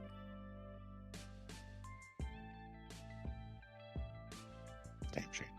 You find someone. Looks like they've been out partying for a little while. Heading away from the deeper kind of downtown area, making their way, probably to a couple, like their apartments, heading toward complex. A couple of young women kind of by themselves. You hear them giggling and stuff as they're walking down the road. Excuse me, ladies. I'm a little lost. Could you give me some directions? Trying to find, kind of fumble with my phone. Trying to find this place. They kind of look at your phone for a moment, kind of squint at it. I'm sorry, I have no idea what's on your screen right now. Oh, well, then I suppose there's not much that you could do to help me. It's I have no idea where I'm at, and honestly, my GPS doesn't work. The one who is kind of holding the other one up a little bit more than she's getting support. Where are you trying to go?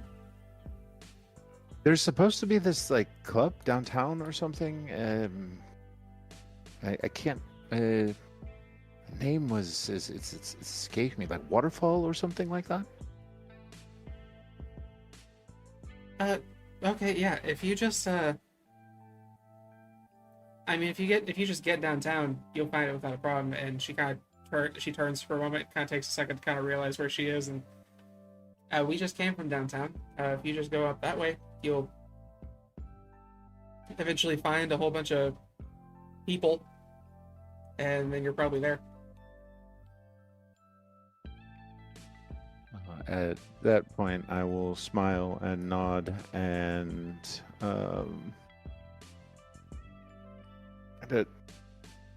point the direction that they're pointing. Could you mind just showing me the way through here through the street? Yeah, no problem. And they kind of sway a bit as they spin around, and they begin to attempt to guide you. What do you do from here? Catch Bella's eye. Step up, so that we're both surrounding them. Or sandwiching them, basically. And I will grab one and pull her to the side. Kind of lock eyes with her. Relax. Use compel. Immediately she relaxes. Oh, grab the other one. You're really beautiful, do you know that? You're really beautiful. Thank you. Can I kiss you? Oh, okay. I'll kiss her, and then trail down on her neck, and then bite. Okay. How much hunger do you guys like? 1. Yeah, just a single point. Okay. You get your pill, kind of pull back. Forget me. I'll spin the other one around so the Bella can see her as well. You should forget both of us. I'll activate cloud memory for both of them. Or each of them. They both immediately go into a daze for a moment. And at that point, making a run. Yep. Like two giggling children. Yep. Okay. As you flee the scene of the crime and make your way back to St. Pete, we will shift the scene. What are Maggie and Sophie up to?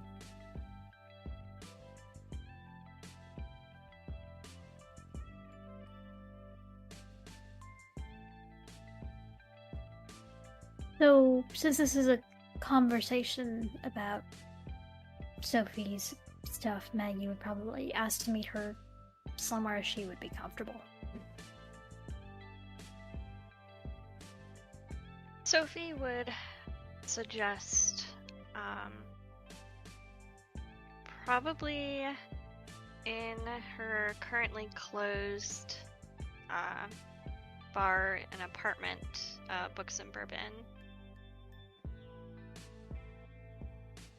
Sophie, the first time you made your way back to Books and Bourbon after everything happened, it doesn't look like a massacre had taken place here. There's no yellow tape. All of the furniture seems to have been restored. The only thing that seems to jump out at you is that there are a couple of books that are no longer in your public collection. You do find a box that is set upstairs, not intruding onto any other space than at the top of the stairs, where there are some shredded books or books that were ruined through just saturation. With the exception of that box, this place looks like it normally did.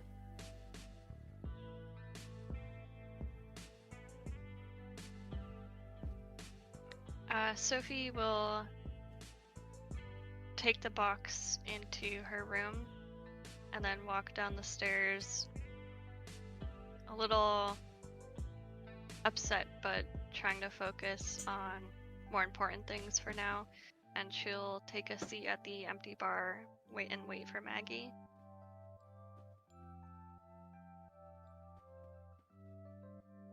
Is this place particularly difficult to find? Okay. Then I'll say that Dr. Corwin probably dropped her off there. She probably told him that she would walk back. She hasn't gotten to know the city a little bit.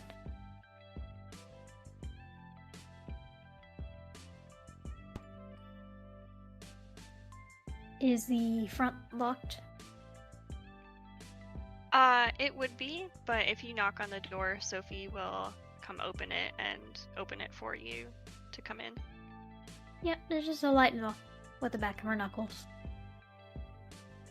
Hi, good evening, Maggie. Thank you for coming to meet me. Thank you for being so willing to speak with me about this. Oh yes, it seems very important, especially if, like you said, spirits can do quite a bit of damage. Here, have a seat on one of the stools. Maggie will take a seat and look around. This place is cute. Yes, well, it's even cuter when it has people in it.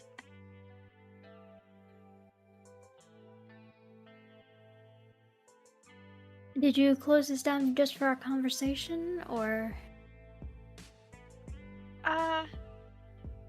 It hasn't been opened yet after what happened. Ah, I see. Okay. Well, I'm sorry for your loss of business, then. Oh, don't worry. It's actually going to be quite an event. There's just some extended planning. But yes, it'll all work out fine. I'm sure it will. But yes, now to this the spirits that you discussed. I was wondering, I mean, is it a man or a woman who seems to be haunting? It is an older woman. She looks very similar to you. So not a young woman with black coiled hair? No.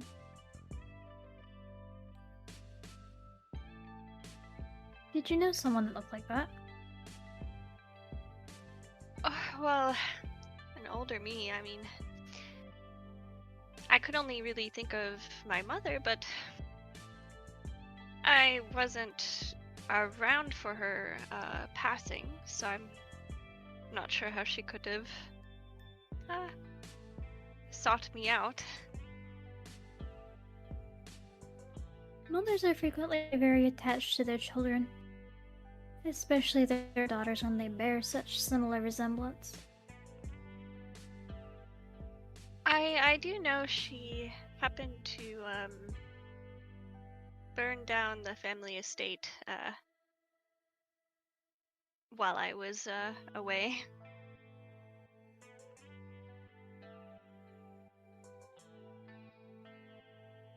That's interesting. Was she known to have such episodes? I wouldn't say episode. I mean, it was a difficult time. There was the war, and you know, after the first war, which was supposed to be the great one to end everything, and then there was another one. And it's terribly boring for someone with a lot of ideas to be stuck in a society that puts so many pressures on you. That's why she did actually often go by Charlie. Her name was Charlotte. I believe she really wanted to move to France and live with her friend. But of course, my father heard none of that. She always had to be seen with him because that's proper. Sophie, this is going to be a very improprietous question. But what year were you born? Oh, never supposed to ask a woman her age. It was a while ago. I only ask because, while this could be your mother, it's possible that it could be cousins, sisters. Well, I had a brother, but you know, he's also not around. Not Duncan, of course. Although I would I could refer to him as a brother, but no, I had a brother.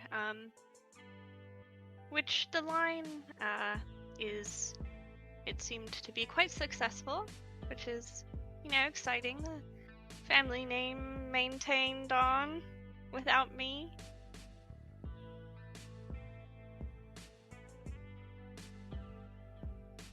It sounds like you lost more than you've imagined through the war and various other causes. Or through both wars.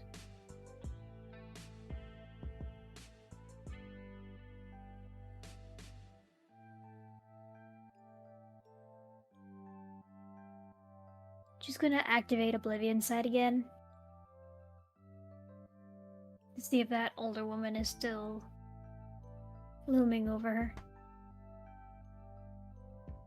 She is.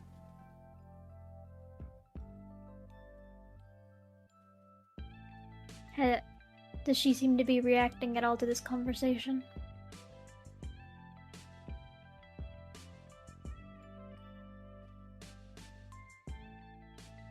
She still has the gaunt, kind of sunken features.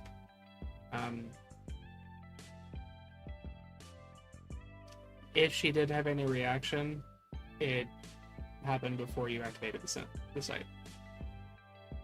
She's kind of in that same kind of just glaring intensity towards Sophie.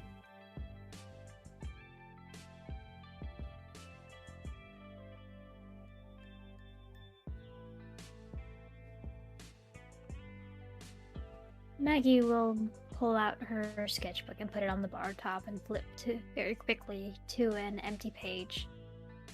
The pages before it, you're not really able to see what's on it, but they seem to be very full. And she will look past Sophie again to the woman. May I draw you?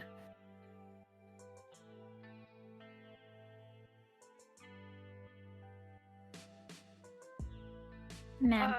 Sure. Oh, sure.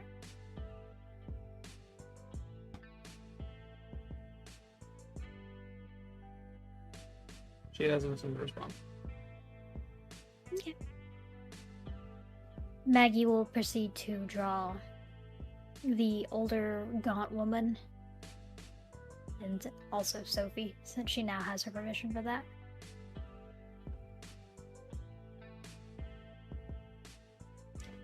Okay. Give me the roll that you use for reconstruction. Okie.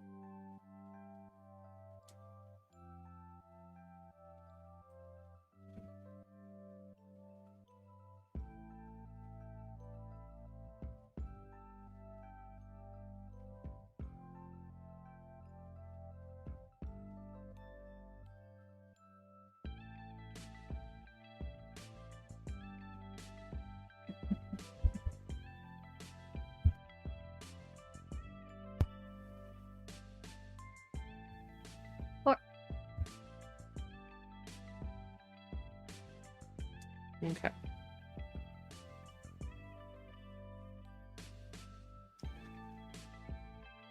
As you are doing the sketch, the more detailed you get, and you are making a pretty impressive depiction of what it is that you're seeing. You begin to notice that the more you focus and create this image, the more the subject seems to shift. The more detail that you get in the eyes, the more you notice the eyes, the head not shifting, but the eyes have turned toward you.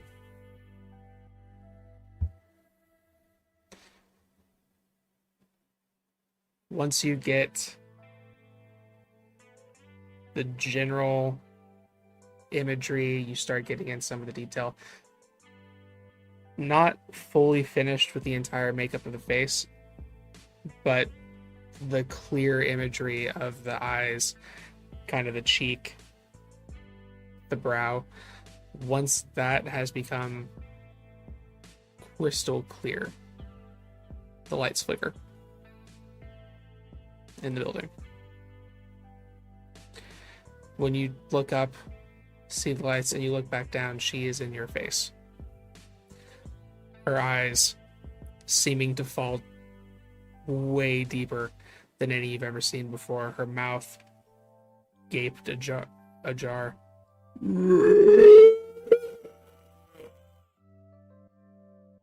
And then all of the lights go out entirely, and she vanishes.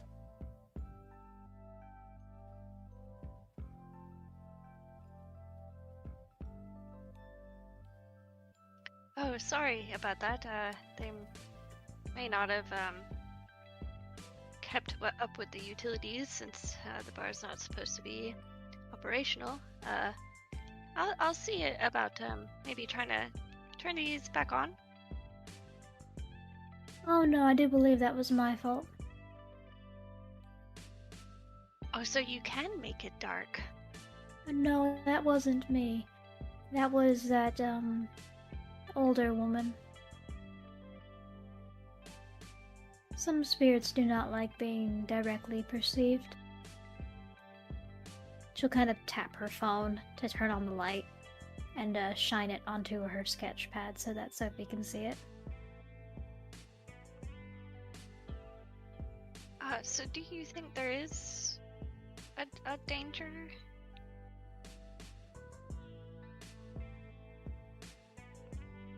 I think that this person holds something of perhaps a grudge. And it seems to be focused on you. But she has taken a notice to me now, so. Well, I'm terribly sorry if I have now put you into danger. I did not intend for that. Oh no. I put myself in this. You have no apology. You do not owe me an apology.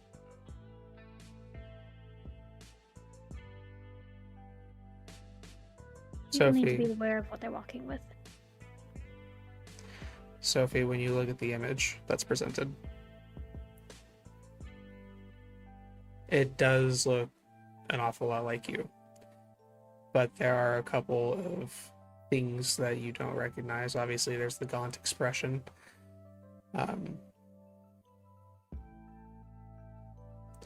The thing that jumps out at you is there appears to be something that resembles a scar coming from the right eye, kind of down the cheek.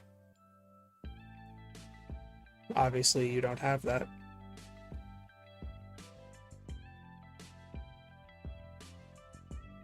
There are subtle differences that you don't recognize, but she does look much like you. But you've never seen her before.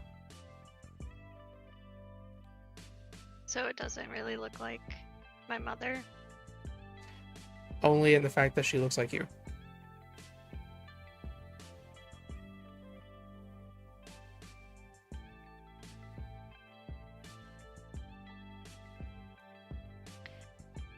Maggie, you mentioned you could attempt to appease the spirits by getting them closure. What if you're not sure what the spirit desires? Sometimes you're able to ask them. Sometimes you're able to find other living relatives. Sometimes you have to make them leave.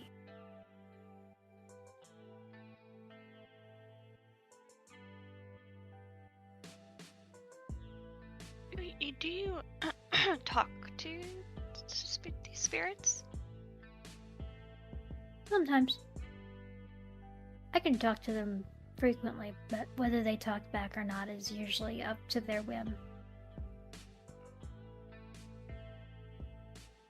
Usually when they speak back to me, they are very new to being dead. They are scared, and they're looking for someone to help them. I do not believe this woman is one of those. While there's a possibility there might be fear, it's probably fed into other motivations by this point.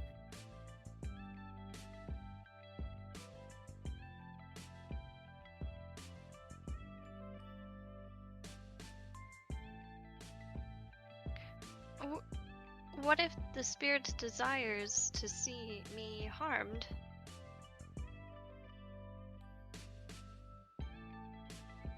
then methods to remove them may not be gentle.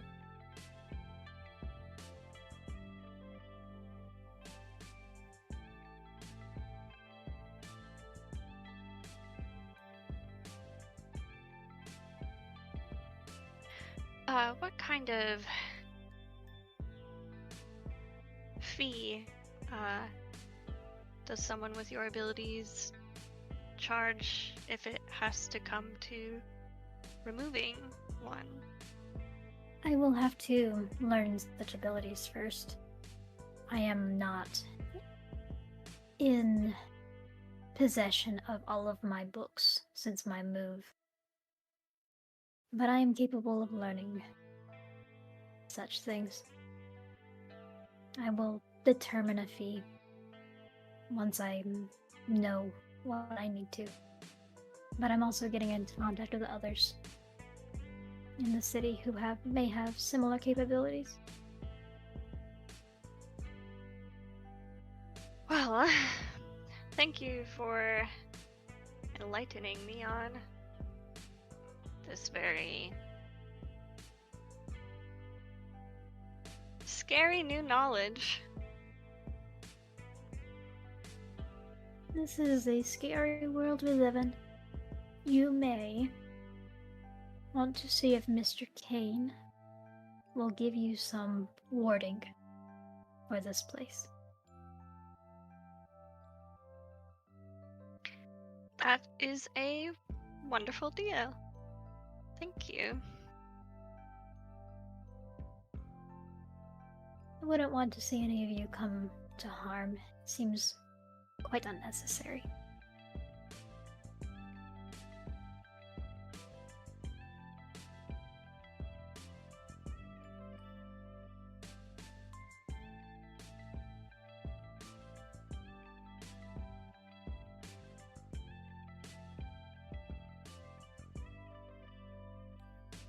You know, I think I don't really want to end up alone while I sleep tonight, so I believe I might head back to the safe haven that was just introduced to us. Well, I hope you make it back safely. I'm going to head back to my mortuary. Thank you again, Maggie. Of course.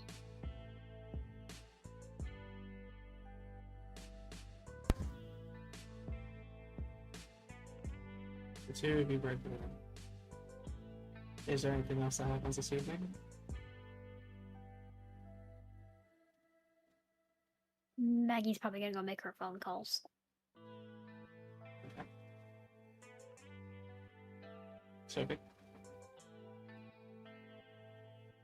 Sophie will wait at the ascent for more people when it comes close to sunup, so that she's not alone.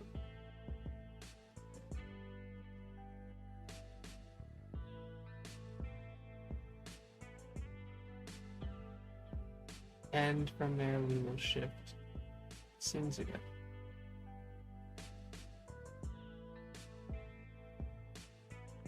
Not very far from the ascent, we find ourselves in a space in the Dolly, in Edwin Kane's office. Edwin is seated at his desk when Connell steps in. He steps over to Edwin.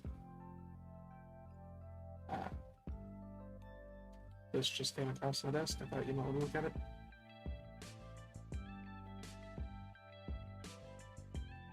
He sets up a little TV kind of across the room, turns it on, and plays a video. Edwin looks at it.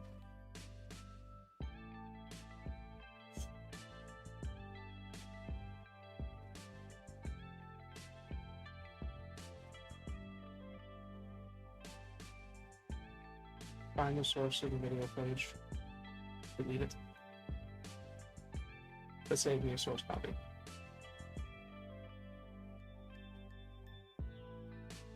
Do you want me to do anything about the two of them? No, I think we'll just hang on to this for now. Anything else, let me know. You know I will. He steps out, and the door closes, concealing it. And with this, we will bring our session to a close. Thank you so much for tagging along, and we will see you all in the next chapter.